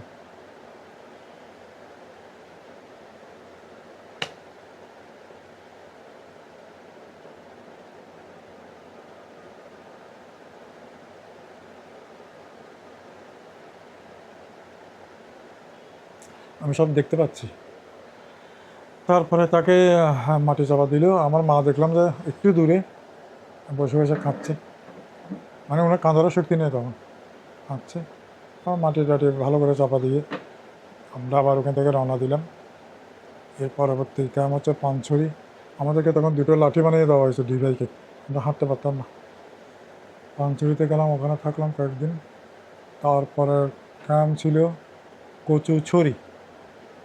পরবর্তী সময় দেখতে পাচ্ছি এগুলি এদিকেও আছে, হয় রাঙামাটি জেলায় নয়তো খাগড়াছড়ি জেলায়। কচুচুরিতে কয়েকদিন পরে থাকার পর তারপরে গেলাম আরেকটা ছোট্ট ক্যাম্প তৈচং। ওখানে আবার শরণার্থী কম ছিল। তৈচংয়ে ছিলাম, ওখানে কাকমা অধ্যুষিত এলাকা মনে আছে, ওখানে একটি স্কুল আছে। তারপরে আমার বয়সী দুটো ছেলে ছিল, ওই একটা লোক চাকমা ওই স্কুলের হেডমাস্টার, উনি কেন জানে আমাদেরকে একটু দেখতে টিকতে আসতো। আমরা একটা চাকমা বাড়িতে থাকতাম, ওরা আমাদেরকে একটা জায়গা করে দিয়েছিল। ওরা আমাদেরকে ওই ক্ষেতের মারফা, ওরা মারফা ওখানে প্রচুর হয়, এটা সেটা দিতেও, চাল টাল দিতেও, খেতাম টেতাম।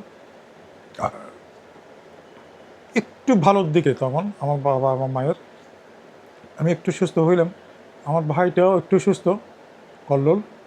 তারপরে তো এখন ওই চাকমাবাবু বলেন যে ওদের দুইটা ছেলে, ওরা আমাদের বন্ধু হয়ে গেছে। ওই দুজনের নাম আমার এখনও মনে আছে, সুখময় শান্তিময়। সুখময় চাকমা, শান্তিময় চাকমা। ওই আমার বাবাকে বললেন যে তুমি স্কুলে জয়েন করো, তুমি তো খুব ভালো ইংরেজি জানো, তুমি ইংরেজি পড়াবে, তোমার আর এখান থেকে যাওয়ার দরকার নাই, তোমাকে আমরা সুন্দর একটা ওদের চাকমাদের বাড়িঘর যেরকম হয় আর কি দিচ্ছি। বাংলাদেশ যদি স্বাধীন হয় তখন তুমি এদিক দিয়ে চলে যেতে পারবে, এদিকে অল্প দূর গেলে রাঙামাটি নদী পার হয়ে যেতে পারবে, বা এখান থেকে দেমাকড়ি যাবে, দেমাকড়ি দিয়ে তুমি পার হয়ে হরিণা দিয়ে চলে যেতে পারবে। আচ্ছা, তারপর আমরা কেন জানি অনেকদিন ছিলাম, অনেক স্কুলে ইংলিশ পড়াও। তো বাবা ওখানে জয়েন করলেন স্কুলটায়। সপ্তাহ 10 দিন পড়ানোর পর আমরা যেখানে রয়ে গেছি, একটা ক্যাম্পে বেশি দিন রিফিউজিদের রাখতো না, কারণ আমাদের শরীরে তখন নানা রকমের রোগ ছিল আর কি। এই প্রত্যেক ক্যাম্পে ছোটো ছোটো একটা অফিস থাকতো, এবং প্রায় সময় দেখতাম ওই অফিসগুলির ইনচার্জ হতেন একজন আর্মি পার্সন, এবং কাকতালীয়ভাবে ওই আর্মি পার্সনগুলো হতেন শিখ। এবং আমরা উনি মজা করে কাপুর সাহেব বলতাম ওদেরকে, সবার পদবিতে কাপুর না, আমরা ওইভাবে বলতাম। আর আমাদেরকে মাঝে মধ্যে যখন যেতাম ওনাদের অফিসে চকলেট এটা সেটা খেতে দিতেন। তো তৈচংয়ে ওই চাকমা বাবুর দুই ছেলের সাথে আমাদের দুই ভাইয়ের বেশ ভালো একটা আমাদের বন্ধুত্বের সম্পর্ক হয়। ওই দুইজনের নামটা এখনও মনে আছে। একজনের নাম স্মৃতিময় চাকমা, একটা ছেলে, আরেক ভাইয়ের নাম শান্তিময় চাকমা। আমি এবং আমার ভাই কল্লোল, তখন তো আমরা দুজনেই আছি, আমরা মাঝে মধ্যে ওদের বাসাতে যেতাম। ওদের বাসা মানে মাচাং বাড়ি যেটা আর কি, ওরা চাকমা ভাষা বলে মজাগর, মাচা করে মজা এরকম বলে, মজাঘর মানে মাচা ঘর আর কি। গেলে ওর মা আমাদেরকে ফল ফ্রুট খেতে দিত, ওদের তো জুমে নানা রকম ফল ফ্রুট হতো। মোটামুটি একটু ভালো পজিশনে ছিলাম, যে 7-10 দিন ছিলাম তৈচংয়ে। তারপরে যখন আমাদেরকে বলা হলো চলে যাওয়ার জন্য, এখনও পর্যন্ত কিন্তু এক ক্যাম্প থেকে আরেক ক্যাম্পে যেতে হতো হেঁটে। ওগুলি দুর্গম জায়গা, দূরত্ব কোনো দিন 2 দিন লাগতো, কোনো দিন 1 দিন লাগতো।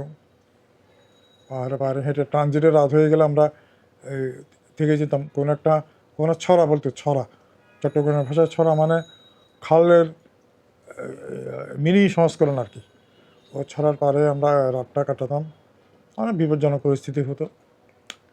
তারপর তো তৈচং থেকে আবার হাঁটা দিলাম আমরা, দিয়ে এবার সকালবেলা ভোরবেলা হাঁটা দিলাম, একদম ভোরে।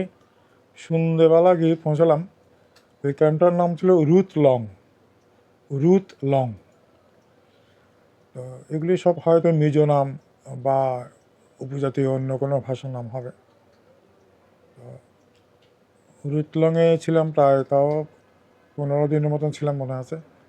ওখানে আমার ভাই কল্লোল অসুস্থ হয়ে পড়ে, ভীষণ অসুস্থ হয়ে পড়ে। সে তখন আর হাঁটতে পারতো না, ওই শুয়ে থাকতো, তার অন্ডকোষটা ফুলে গেছিলো একেবারে, একটা টেনিস বলের মতন হয়ে গেছিলো, হাঁটতে পারতো না। কারণ ওটা যখন হাঁটতো যখন তখন রানের দিক থেকে বাড়ি খেত, প্রচণ্ড চিৎকার করে কাঁদতো, সে শুয়ে থাকতো বেশি। তারপরে রুথলংয়ে থাকার পর ওখান থেকে আমরা আবার রওনা দিলাম পরবর্তী ক্যাম্পে। ওই ক্যাম্পের নাম হচ্ছে দেমাগ্রি, চাকমারা বলতো ওটাকে কমলানগর, আর মিজোরা বলতে দেমাগ্রি, ওটা তখনও দেখলাম যে বেশ ভালো একটা সমৃদ্ধ একটা জনপদ ছিল, ক্যাম্পটাও ছিল বিশাল। ওই আমরা এটা তখনও শুনতাম যে ওখানে কর্ণফুলী কর্ণফুলী ওখানটাতেই বাংলাদেশে ঢুকে যাচ্ছে, ওই ঠেকারমুখ, বাংলাদেশে তো এদিকে ঠেকারমুখ পাহাড়, আর জায়গাটার জনপদটার নাম হচ্ছে হরিণা, রাঙামাটি জেলার। আমরা এপার থেকে দেখা যায়। আর কর্ণফুলী ওখানটাতে কিন্তু বেশি প্রস্থ কিন্তু বেশি না, প্রস্থ বেশি না, ওটা ঢুকে যাচ্ছে এরকম বাঁক নিয়ে সোজা ঢুকে যাচ্ছে দিকে দেখতাম আমরা। আমরা এপার থেকে দেখতাম ওপারে বাংলাদেশ, ওদের ওদের চাকমা বা অন্যান্য উপজাতিদের জীবনযাত্রা, এগুলো থেকে দেখতাম আমরা। ওখানে একদিন আমার বাবা ওই পাহাড়ে যান লাকড়ি বা বাঁশ কাটার জন্য, কারণ জ্বালানিগুলো তো আমাদেরকে নিজেদের সংগ্রহ করতে হতো। বাবা ওখানে পাহাড়ের উপরের দিকে উঠে একটা পাথরে আঘাত পান, নখে আঘাত পান, নখটা উল্টে যায়, ভীষণ অসুস্থ হয়ে পড়েন উনি। ওইটাতে ওই হয়ে যায়, ওই যে ইনফেকশন, মানে ওনার ইনফেকশন হয়ে যায় ওইটা। তারপর অনেক কষ্ট করে ওনাকে ওই ওখানে একটা ডিসপেন্সারি ছিল বড়, কারণ ওই দেমাক্রি ক্যাম্পটা বেশ বড় ক্যাম্প ছিল, অনেক লোক থাকতো, লোক মানে শরণার্থী আর কি। এবং চাকমা অধ্যুষিত এলাকা এটা দেখতাম, ওরা কমলানগর বলতো, কমলানগর এরকম বলতো, কিন্তু আমরা লেখাটাকে দেখতাম দেমাগ্রি এরকম লেখা, ইংরেজিতে এরকম লেখা থাকতো। তো মিজো ছিল কিন্তু চাকমা ছিল বেশি। তো ওখানে নিয়ে যাওয়া হলো এতে ডিসপেন্সারিতে। ওখানে এক ডাক্তার ওনাকে ওই বললেন যে এখন দিতে হবে পেনিসিলিন ইঞ্জেকশন। এখন আমার বাবা আবার পেনিসিলিন নিতে পারতেন না, পেনিসিলিন নিলে ওনার রিয়েকশন হতো আর কি। এটা আমার বাবা বললেন যে আমি পেনিসিলিন নিতে পারি না। এখন আমার মনে আছে এগুলো একেবারে চোখে ফাঁস। ডাক্তার বকা দিলেন যে আমি ডাক্তার নাকি আপনি ডাক্তার, এটা পেনিসিলিন না দিলে আপনার এই ইনফেকশনটা যাবে না। তারপরে পেনিসিলিন দিল, দেওয়ার পরে আমার বাবা এবার ছটফট শুরু করলেন এবং প্রলাপ বকা শুরু করলেন, লাফালাফি শুরু করলেন। ওনার অবস্থা খারাপ, আমার মা তো চিৎকার করে কান্নাকাটি করছেন। এবং আমার মা বলেন যে কোরামিন ইঞ্জেকশন দেন, কোরামিন ইঞ্জেকশন দেন। মনে পড়ছে এগুলো কীভাবে বলেছিলেন উনি, এটা আমি বলতে পারবো না। তখন এই ডাক্তার আবার কোরামিন দিলেন। এই ইঞ্জেকশন, কোরামিন ইঞ্জেকশন এখন পাওয়া যায় কিনা কে জানে, তখন এটা খুব প্রচলিত ছিল। তো কোরামিন দেওয়ার পর আমার বাবার আবার একটু স্বাভাবিক হলেন। অনেক কষ্ট করে আমরা ওই আমাদের মাচা বাড়িতে, ওখানে ক্যাম্পগুলি ছিল মাচার মতন ছিল, ওখানে নিয়ে আসা হলো ওনাকে। কিন্তু উনি এবার যেই যে অসুস্থ হয়ে পড়লেন, ওনার চলার শক্তি অনেকটা হারিয়ে গেল। তখন আমার ভাইও বিছানায়, আমার বাবাও বিছানাতে। আমার মা আমাকে ডেকে একটা কথা বললেন যে দেখো, এই এখন তো তোমার ভাই বোন সবগুলো মারা গেছে, হয়তো এই ভাইটাকে বাঁচানো যাবে না, আর তোমার বাবার অবস্থা খারাপ, এখন তোমাকে আমাকে যতটুকু পথ চলতে হবে, বাঁচার চেষ্টা করতে হবে, এগুলো বললেন আমার মা। আমার মার তখন একটা শুধু কাপড় ছিল। তখনকার যুগে ক্যারোলিন বলে এক ধরনের কাপড় পাওয়া যেত, ক্যারোলিন, খুব বিলাসবহুল কাপড়, একটা হলুদ রঙের ক্যারোলিন কাপড় ছিল। আমার মা করলেন কি, ওটাকে কয়েক টুকরো করলেন, কয়েক টুকরো করে, আমার কোনো কাপড় চোপড় নাই, ছোটো এক টুকরো দিলেন আমাকে। আমি এটা কোমরে জড়িয়ে রাখতাম, আর কোনো কাপড় চোপড় নেই। আমার মা করতেন কি, ওই লুঙ্গির মতন করে একটা পরতেন, গায়ে একটা আরেক টুকরা দিতেন।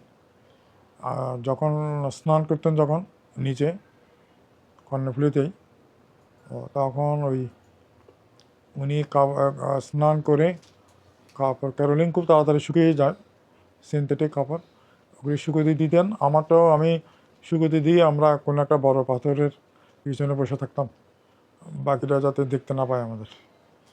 এবার ওগুলো শুকোলে পরে আমরা ওগুলি পরে উপরে উঠে আসতাম। এই করে করে দেমাগ্রিতে থাকার পর, দেমাগ্রির পরে এবার আমাদেরকে বলা যায় পরবর্তী ক্যাম্পে নিয়ে যাওয়া হবে। সেই প্রথম আমরা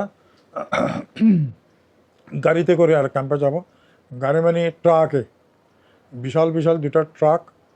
ওখানে এন্ট্রি করা হতো, এত নাম্বার থেকে আমাদের নাম্বার ছিল, শরণার্থীদের নাম্বার ছিল, এত নাম্বার থেকে এত নাম্বার আজকে, এত নাম্বার থেকে এত নাম্বার কালকে, এগুলো বলে দেওয়া হতো। তো আমরা এবার ট্রাক উঠলাম, ওখান থেকে আমাদেরকে লুংলে লুংলে বলে একটা জায়গাতে নিয়ে যাওয়া হলো একটা জিনিস দেখানোর জন্য। বলে যেখানে আপনাদের যে নদী, ওরা মিজো ভাষায় কি একটা নাম বলে, চাকমারা বলে বরগাং, মানে কর্ণফুলী নদী। বলে কর্ণফুলী নদীর উৎস এখানে, এটা আপনাদেরকে দেখাবো। এটা একজন গাইড থাকতেন, ওই গাইড হতেন ওই রিফিউজি থেকে, একজন গাইড হতেন আর কি, শরণার্থী থেকে। তারপর আমাদেরকে সেই ওখানে নিয়ে যাওয়া হলো। আমরা দেখলাম বিশাল উঁচু এক পাহাড়ের উপর থেকে বিশাল এক ঝর্ণা, বিশাল এক ঝর্ণা আসতে পড়ছে। ওটা কর্ণফুলীর উৎস, ওটা দেখানো হলো। আমার মা বললেন যে প্রণাম করো, কর্ণফুলী এখান থেকেই জন্ম নিচ্ছে, উৎস এখানে। আমরা প্রণাম করলাম সবাই, অনেকে প্রণাম করলেন। করার পর আমাদেরকে ওখান থেকে নিয়ে যাওয়া হলো। আর এবার একটা ক্যাম্প, ওই ক্যাম্পটা বেশ বড়, পাচাং প আকার চ আকার অনুসার পাচাং ক্যাম্প, বেশ বড় সড়ো ক্যাম্প, দুটো পাহাড় জুড়ে ক্যাম্প। আমরা একটা পাহাড়ে থাকতাম, আর একটা পাহাড়ে বাকিরা থাকতেন, দুটো পাহাড়। ওখানে যখন গেছি তখন মাসটা অক্টোবর মাস মনে পড়ছে এই কারণে, তার কয়েকদিন পরেই দুর্গাপূজা হয়েছিল এবং সেই পাচাং ক্যাম্পে দুর্গাপূজা হচ্ছিল। এবং ওই সময় ওই বছর দুর্গাপূজা এবং ঈদ, মানে রোজার ঈদ একই সময় পড়েছিল। শরণার্থী শিবিরে 2-3টা মুসলমান পরিবারও ছিলেন। ওখানে পাচাঙে গিয়ে দেখলাম। তো ওখান থেকে আমাদের নিয়ে যাওয়া হলো পাচাং। গিয়ে দেখলাম যে অসাধারণ সুন্দর। তখন আমার বয়স 10, মানে মনে আছে একেবারে। আমরা পাহাড়ের মাঝামাঝি একটা ঘর পেলাম। তো নিচ দিয়ে একটা খাল ছিল বড়, ওখান থেকে পানি কালেকশন করতে সংগ্রহ করতে হতো। তো আমাদের বাসন কোসন বলতে কিছু, তখন তো আর বোতল ছিল না, কিছু টিন, কোনো একটা টিনে ভাত রান্না হতো, কোনো একটা টিনে একটা তরকারির কিছু রান্না হতো। আর টিনে করে আমার বাবাই নিয়ে আসতেন, আমিও নিয়ে আসতাম। আমার ভাই তখন হাঁটতে পারতো না, আমার বাবা তখন অনেকটা সুস্থ। কখনো উনি নিচে গিয়ে পানি আনতেন, কখনো আমি আনতাম। আর স্নান করতে হলে নিচে নামতাম আমরা। আর ভাই তখন বিছানা ছেড়ে উঠতে পারতো না, আর একদম কঙ্কালসার হয়ে গেছে। তখন পূজা শুরু হলো, দুর্গাপূজা শুরু হলো, যেতাম। ওকে সপ্তমী পূজার দিন সে আমাকে বললো, দাদা আমি একটু যাব, আমাকে একটু নিয়ে যা। গেলাম, ওখানে পুজো দেখে এলাম। তারপরে ওই দিন আমাদেরকে একটু ভালো খাবার দাবার দেওয়া হয়েছিল ক্যাম্প থেকে। খাবার দাবার তো সব আমাদের দেওয়া হতো, কিন্তু কোনো খাবার দাবার দেওয়া হয়নি। অষ্টমী পূজা, মানে দুর্গাপূজার দ্বিতীয় দিন বা তৃতীয় দিন, আমার ভাইয়ের শরীরটা সকাল থেকে খুব খারাপ হতে শুরু করলো। আমার বাবা সকাল তখন কয়টা হবে, 9টা 10টা হবে তখন, উনি পানি আনতে গেলেন নিচে, পাহাড়ের নিচ থেকে। ভাই তখন ছটফট শুরু করেছে এবং আমার মাকে বারবার চিৎকার করে বলছিল ওই অবস্থাতে যে আমাকে দুর্গা মায়ের কাছে নিয়ে যাও, আমি মাকে কেঁদে বলবো আমি বাঁচানোর জন্য, আমার খুব কষ্ট হচ্ছে, আমি নিঃশ্বাস নিতে পারছি না, এরকম বলছে সে। আমাকে বাঁচাও করে চট্টগ্রামের ভাষা বলছে আর কি কথাগুলো, চিৎকার করে কান্না করছে। আমার মা আর কী করবে, আমার মাও চিৎকার করে কান্নাকাটি শুরু করলো। বাবা তখন নিচে। তারপর আমার মা করলেন কি, ওর মাথাতে একটু পানি দিলেন, মুখে পানি দিলেন। সে একদম ওই যে মানুষ, এটা কী বলে, মানে নিঃশ্বাস আটকে যায় যে, ওরকম অবস্থা শুরু করলে, সে নিঃশ্বাস নিতে পারছে না। ওই অবস্থায় তো সে বারবার চিৎকার করে আমার মাকে বলছে আমাকে বাঁচাও বলছিল। আমাকে বাঁচাও বলতে সে মারা গেল আর কি। আমার বাবা তাড়াতাড়ি উঠে এলেন নিচ থেকে। আমার বাবা বললেন যে উনি নিচে আমার মার কান্না এবং চিৎকার শুনতে পাচ্ছিলেন, তখনই উনি আন্দাজ করেছেন যে আমার ভাই আর নেই।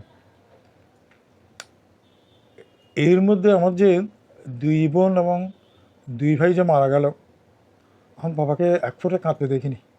আমার মা কাঁদতেন, আমার বাবা একদম শক্ত থাকতেন, সবাইকে মাটি চাপা দিতেন দুজনে। কিন্তু এই ভাইটা যখন মারা গেল, আমার বাবা একদম চিৎকার করে কান্না শুরু করলেন। তো আমার বাবা কেঁদে ওকে জড়িয়ে দিয়ে কেঁদে বলছেন যে তোকে কত মারলাম, কত মেরেছি তোকে, তুই আমাকে ক্ষমা করে দিস। এগুলো আমার চিৎকার করে কাঁদছেন। তখন আশেপাশের লোকজন এলেন, এসে বললেন যে আর কী করবে রেখে, চলো ওকে সৎকার শব্দটা বলছে, সৎকার আর কি, গল্পে করে চাপা দেবো আর কি। আর ওকে নিয়ে গেল, আমি তো আর গেলাম না, ছিলাম আমি তখন একটু একটু অসুস্থ। ওকে নিয়ে মাঠে চাপা দেওয়া হলো নিচে।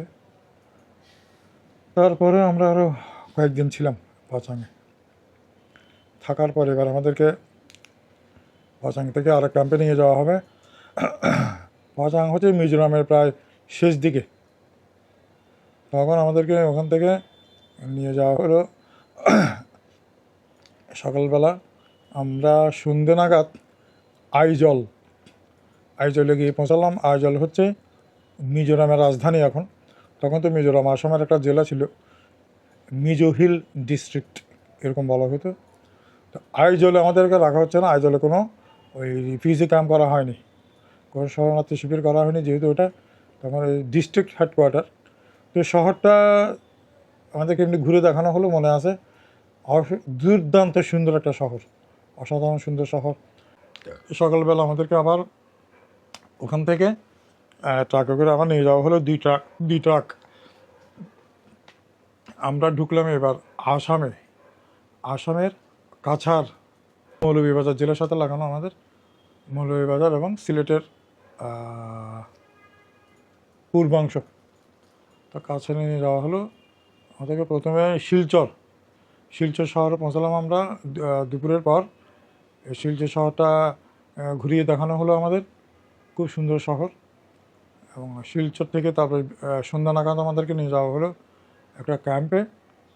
ওটা ট্রানজিট ক্যাম্প, ওটা মোটামুটি ছিল আর কি, ব্যারাক সিস্টেম, আলাদা কোনো ঘর ছিল না। ওই ট্রানজিট ক্যাম্পটার নাম ছিল হচ্ছে ভরাখাই, মনে আছে, বরাক নদীর পাড়ে। যে বরাক নদীটা আর কিছু দূর পরে গিয়ে দুভাগ হয়ে সুনামগঞ্জ দিয়ে সুরমা এবং কুশিয়ারা হয়ে আলাদা আলাদা হয়ে বাংলাদেশে ঢুকেছে। তারপর অনেক পরে সেটা দুটো আবার মিশেছে, মেঘনা হয়ে গেছে আর কি, আরও কিছুক্ষণ পর ওই দুটো। আর সিলেটের আরও সবগুলো নদী, ভৈরব, এগুলি মিলে হয়েছে মেঘনা, এগুলো আরও অনেক ভাটিতে। তো বরাক আমাদেরকে পার করা হলো ছোট ছোট ফেরিতে করে। বরাক পার করে আমাদের ভরাখাই ক্যাম্পে নিয়ে আসা হলো। আমরা ওখানে ছিলাম প্রায় 10-15 দিন ছিলাম আমরা ওখানে ভরাখাইতে। তো ওখানে ওটা মনে আছে কেন, মণিপুরি অধ্যুষিত, মণিপুরি এবং কিছু লোককে দেখতাম ওরা সিলেটের লোক, মনে আছে, কারো বাড়ি বালাগঞ্জ, কারো বাড়ি গোলাপগঞ্জ এরকম বলতো। তো আমি করতাম কি, একটু ওই মানুষের সাথে মিশতাম, কী করবো আর সময় কাটাবো কী করে, ঘুরতাম, এদিকে এখানে যেতাম ওখানে যেতাম, মণিপুরিদের সাথে মিশতাম এবং হাত পাততাম। সোজা কথায় হাত পাততাম। মণিপুরিরা আবার মুরগির এগুলো ব্যবসা করতো। ওই সন্ধেবেলা ওরা ওই যে হাট বসতো, ওখানে আসতো, আমি গিয়ে হাত পাততাম ওদের কাছে। তো ওরা এটা সেটা খেতে দিত, ওগুলো খেতাম। আর ভরা খাইতে আমাদেরকে প্রথম এই কাপড় চোপড় দেওয়া হলো, আসলাম, কাপড় চোপড় দেওয়া হলো। তারপর ওই টাকা দেওয়া হলো কিছু। তখন ওখানে একটা বাজার ছিল, সেই বাজারে আমরা যেতাম, গিয়ে মাছ টাছ কিনতাম। তখন আমরা তিনজন, আমি, আমার মা, বাবা। আমার মা তখন ওই মাটির কিছু বাসন কোসন কেনা হলো, মাটির হাঁড়ি, মাটির শানকি, এগুলি রান্নাবান্না হতে একটু ভালো অবস্থাতে, কিন্তু ওই ব্যারাকের মতন ছালাতে ঘুমাতাম আমরা, চটে আর কি, চট দেওয়া হলো কিছু। তারপর আমি একটু সুস্থ হলাম, বাবা মোটামুটি সুস্থ হলেন। তারপর ওখানে সপ্তাহ 10 দিন থাকার পর ওখান থেকে নিয়ে যাওয়া হলো আমাদেরকে চন্দ্রনাথপুর। ওইটা খুব নামকরা একটা জায়গা, ওখানে একটা রেলওয়ে স্টেশন ছিল, ওই নামে একটা স্কুল ছিল, প্রাইমারি এবং হাই স্কুল। ওখানে দুটো পাহাড়ে দুটো ক্যাম্প করা হলো চন্দ্রনাথপুরে। একটা ক্যাম্পের নাম ছিল ধলছড়া, আরেকটা ক্যাম্পের নাম হরিণছড়া। আমরা ঠাঁই পেলাম ধলছড়া ক্যাম্পে। তো দুটোর মাঝখানটাতে 8 কিলোমিটারের মতন ডিফারেন্স, দুটো পাহাড় জুড়েই, আগে নিচ থেকে শুরু করে উপর পর্যন্ত। তারপর আমার বাবা করলেন কি, বিয়ারিং চিঠি দিলেন আমার পিসের কাছে। বিয়ারিং মানে টিকিট ছাড়া, ওইটা যার কাছে চিঠিটা যাবে সে টাকা দিয়ে চিঠিটা কালেকশন করবে। তো সে চিঠি দিলেন এখানকার ঠিকানায়, ধলছড়া ক্যাম্পের, পোস্ট অফিস, চন্দ্রনাথপুর জেলা, কাছাড়, আসাম, ইন্ডিয়া। দেখলাম যে 15-20 দিনের ভিতরই বিশাল একটা পার্সেলে এলো, মানি অর্ডার এলো। আমার পিসেমশাই মানে আমার ফুফা তখন ওই পণ্যশ্রী পল্লী পোস্ট অফিসে চাকরি করতেন। উনি চিঠি দিলেন, অনেক গালিগালাজ করলেন আমার বাবাকে, কেন কলকাতায় চলে আসছি না আমরা, তারপর ওই চন্দ্রনাথপুরে রয়ে গেছে কেন। আর কাপড় চোপড় পাঠানো হলো, কিছু ওষুধ বিষয় উনি আন্দাজের উপর করে কিছু ওষুধ, এই ভিটামিন ওষুধ টষুধ জাতীয় কিছু ওষুধপত্র পাঠালেন, টাকা পাঠালেন মনে আছে। তারপর আমার বাবা ওই আমাকে নিয়ে ওই অবস্থাতেই তারপর শিলচর মেডিকেল কলেজ হাসপাতাল ওখানে ভর্তি করিয়ে দিলেন। ওখানে আমাকে চেক আপ করাতে নিয়ে গেলেন আর কি। আমার সাথে আমার এক মামা মানে এই যে শিল্পী উমা খান, ওনার হাজব্যান্ড, প্রথম হাজব্যান্ড এবং ওনার ভাসুর মিহিন নন্দী, শিশির নন্দী, এরা তখন এই ক্যাম্পে ছিলেন। ওরা গেলেন ওখানে, গিয়ে বললেন যে একে একটু হাসপাতালে চেক আপ করান। চেক আপ করানোর পরে বললেন যে এতো অবস্থা খুব খারাপ বাচ্চাটার, এতো অবস্থা খুবই খারাপ অবস্থা, এটা তো যে কোনো সময় এক্সপায়ার করবে, একে অ্যাডমিট করাতে হবে হাসপাতালে। তখন আমাকে ভর্তি করানো হলো। আমার এক মামা পাহাড়ে থাকলেন, আমার বাবা এসে আমার মাকে নিয়ে গেলেন ক্যাম্প থেকে। আমি ওখানে 1 সপ্তাহ মতন ছিলাম। তারপর সুস্থ হলাম। আমি তার আগে পর্যন্ত হাঁটতে পারতাম না, আমার অন্ডকোষটাও ফোলা শুরু হয়ে গেছিলো, লাঠি নিয়ে হাঁটতে হতো। তো তারপর ওখানে 7-8 দিন চিকিৎসা করার পর আমি সুস্থ হলাম, ফিরে এলাম। তারপর তো এই করতে করতে জানুয়ারি মাস শুরু হয়ে গেল। আমার বাবা সে চন্দ্রনাথপুর স্কুলে মাস্টারি শুরু করলেন। আমার এক মামা ওখানে টিচার হিসেবে জয়েন করলেন ওখানে, আমাকে ওখানে ভর্তি করিয়ে দেওয়া হলো ক্লাস 6-এ ডিসেম্বরের শেষ দিকে। তারপর আমি স্কুলে যাওয়া শুরু করলাম। বাংলাদেশ স্বাধীন হয়ে গেছে এদিকে 16ই ডিসেম্বর, ওগুলি আমরা ওখানে ক্যাম্পে শুনতে পাচ্ছি। সেদিন আমরা রাতে শুনলাম, রাতের দিকে রেডিওতে শুনলাম। পুরো ক্যাম্পের লোকজন একদম ঘর থেকে বেরিয়ে এলো, বিশাল হইচই, একদম চেঁচামেচি, বাংলা এবং জয় বাংলা বলছে, মনে আছে বাংলাদেশ বলতো না, বলতে হচ্ছে জয় বাংলা স্বাধীন হয়ে গেছে। এবার সব খুব খুশি, আমরা জয় বাংলায় চলে যাব। কিন্তু ওই আমাদের যাওয়ার ডেট আর আসে না, তখনও রিফিউজি এদের বাংলাদেশে নিয়ে আসার ব্যবস্থা তখনও শুরু হয়নি। এ করতে করতে জানুয়ারি গেল, ফেব্রুয়ারিও প্রায় 10-12 দিন গেল, ফেব্রুয়ারি না 7-8 দিন গেল। তারপর মনে হয় 7 তারিখে 8 তারিখের দিকে আমাদেরকে বলা হলো যে অমুক দিন আপনাদেরকে নিয়ে যাওয়া হবে। তারপর আমাদের ডেট পড়লো 9 তারিখে। 9 তারিখে এখন আমার মা বলেন যে আমি যাব না, আমার ছেলে মেয়ে সবগুলো এখানে ঘুমাচ্ছে, তুমি যে স্কুলে যে মাস্টারি করো, আমরা এখানেই থেকে যাই। এরা যদি আমাদেরকে ক্যাম্প থেকে বের করে দেয়, তা আমরা আশেপাশে কোনো একটা ঘরটা ভাড়া নিয়ে থাকবো আর কি। ওখানে আমার বাবা একটা কথা বলেছিল, আমার এখনও মনে আছে, আমার 3টা ছেলে 2টো মেয়ে এই দেশটার জন্য তো প্রাণ দিল, নাহলে আমরা এখানে আসতাম কখনো? চলো দেশটা একবার দেখে আসি, স্বাধীন দেশটা দেখে আসি। আমার ঠাকুরমা মানে আমার দাদি তো রয়ে গেছেন বাংলাদেশে, কোথায় আছেন কীভাবে আছেন এগুলো তো আমরা কিচ্ছু জানি না।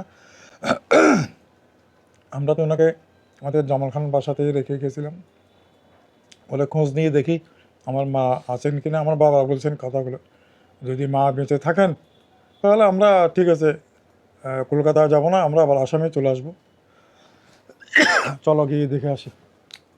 ট্রেন এলো, শিলচর থেকে ট্রেনটা এলো, তারপর আমাদেরকে নিয়ে ট্রেনটা রওনা দিল। দিয়ে আমরা শিলচর হয়ে লাতু, সীমান্তটা নাম হচ্ছে লাতু, এটা হচ্ছে মৌলভীবাজার জেলায়। আমরা এদিকে ঢুকলাম কুলাউড়া, মৌলভীবাজারের কুলাউড়া সীমান্ত দিয়ে ঢুকলাম, এখন মৌলভীবাজার জেলা। ওপারে হচ্ছে লাতু।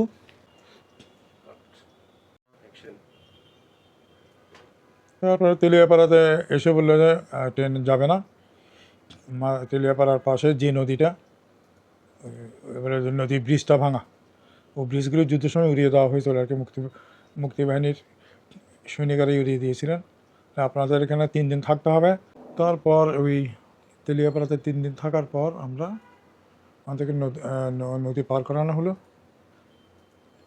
এই ইয়েতে নৌকায় করে, বড় বড় কতগুলো নৌকায় করে, এক একটা নৌকাতে হয়তো 10-12 জন করে পার করা হলো এপারে। তারপরে এপারে আরেকটা ট্রেন, ব্রাহ্মণবাড়িয়া কোন স্টেশন এখন আর মনে নেই, ওই ট্রেনে করে আমরা এলাম ফাজিলপুর বলে একটা জায়গায়, ফেনীতে। ফাজিলপুরে এসে দেখি যে ওখানে এখন দেখতে পাচ্ছি বলি মুহুরী নদী আর কি, ব্রিজ ভাঙা। তখন আবার আমাদেরকে পার করানো হলো নৌকায় করে। পার করে বলা হলো যে এখানে এরপরে একটা ব্রিজ আছে ফেনী নদীর উপর, সেটাও ভাঙা, আপনাদেরকে হেঁটে হেঁটে ওই ফেনী নদীর ঘাট পর্যন্ত যেতে হবে। তখন সেই বস্তা পাতিল নিয়ে এই যে রিফিউজি দলে দলে, তাহলে দুইটার মাঝখানে তো অনেক অনেক দূরত্ব। এখন ঢাকাকে যাওয়ার সময় ট্রেনে দেখি সেই দূরত্বটুকু আমরা হেঁটে হেঁটে হেঁটে হেঁটে পার হলাম। পার হয়ে ফেনী নদীর পাড়ে এলাম, এসে আমাদেরকে আবার নৌকা করে পার করানো হলো। ওদিকে তখন একটা স্টেশন ছিল, এখন নেই, সেটা ধুমঘাট। ধুমঘাট স্টেশনটা এখন নেই, এখন ওইদিকে বাস রুটটাও চেঞ্জ হয়ে গেছে, ট্রেন লাইনটাও চেঞ্জ হয়ে গেছে এদিকে। তারপরে ধুমঘাট থেকে আবার এবার ট্রেন উঠলাম আমরা। এবার আমাদেরকে সরাসরি নিয়ে এলো এই মাঝখানে আর কোনো তেমন ব্রিজ টিজ নাই। আমরা দুপুরের দিকে এসে পৌঁছালাম বটতলী স্টেশনে। বটতলী স্টেশনে মাইকিং করে বলা হলো যে আপনাদের জন্য একটা ট্রানজিট ক্যাম্প করা হয়েছে জেমসন হলে একটা, আর একটা হচ্ছে কলেজ স্কুলের মাঠে। তো আপনারা যার যেদিকে সুবিধা চলে যান ওখান থেকে, তারপর আপনারা আপনাদের বাড়ি ঘরে চলে যাবেন। তো এবার যার যেদিকে সুবিধা, কেউ গেল কলেজ স্কুলের মাঠে, কেউ গেল জেমসন হলের মাঠে। তো জেমসন হলের মাঠটা তো আমাদের জামাল খান বাসা থেকে কাছে, আমাদের যে জেমসন লাইনের যে বাসাটা ওখান থেকে কাছে। তো আমার বাবা বললেন যে আমার মাকে যে বস্তা দুটো নিয়ে তুমি এখানে বসো স্টেশনে, আমি জামাল খান বাসাটা আছে কিনা দেখে আসি, আর আমার মাও বেঁচে আছে কিনা কোনো খবর টবর নিয়ে দেখি।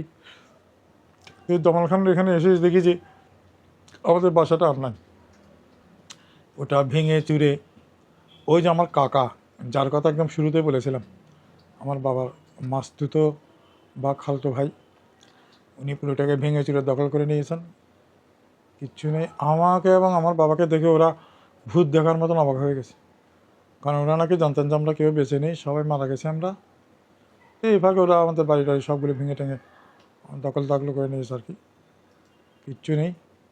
দেখি ওখানে ওখানে ব্যারাকার মতন করা, অনেক লোক থাকেন, ওরা সবাই আমাদের আশেপাশের লোকজন, ওরা থাকেন ওখানে।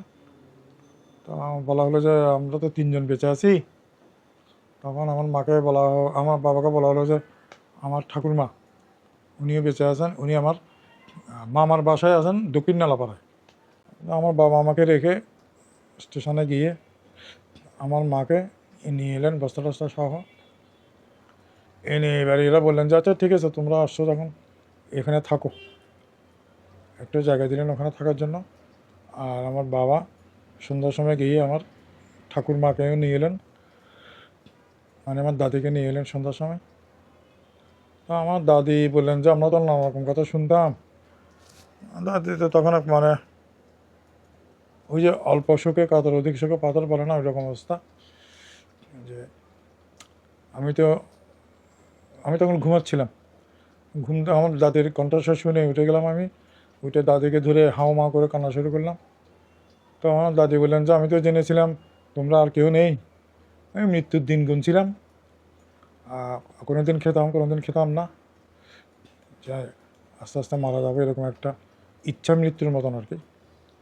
তো পরবর্তী সময় তারপর আমরা যেদিন চট্টগ্রামে যেদিন ফিরলাম সেদিন মনে আছে তারিখটা 14ই ফেব্রুয়ারি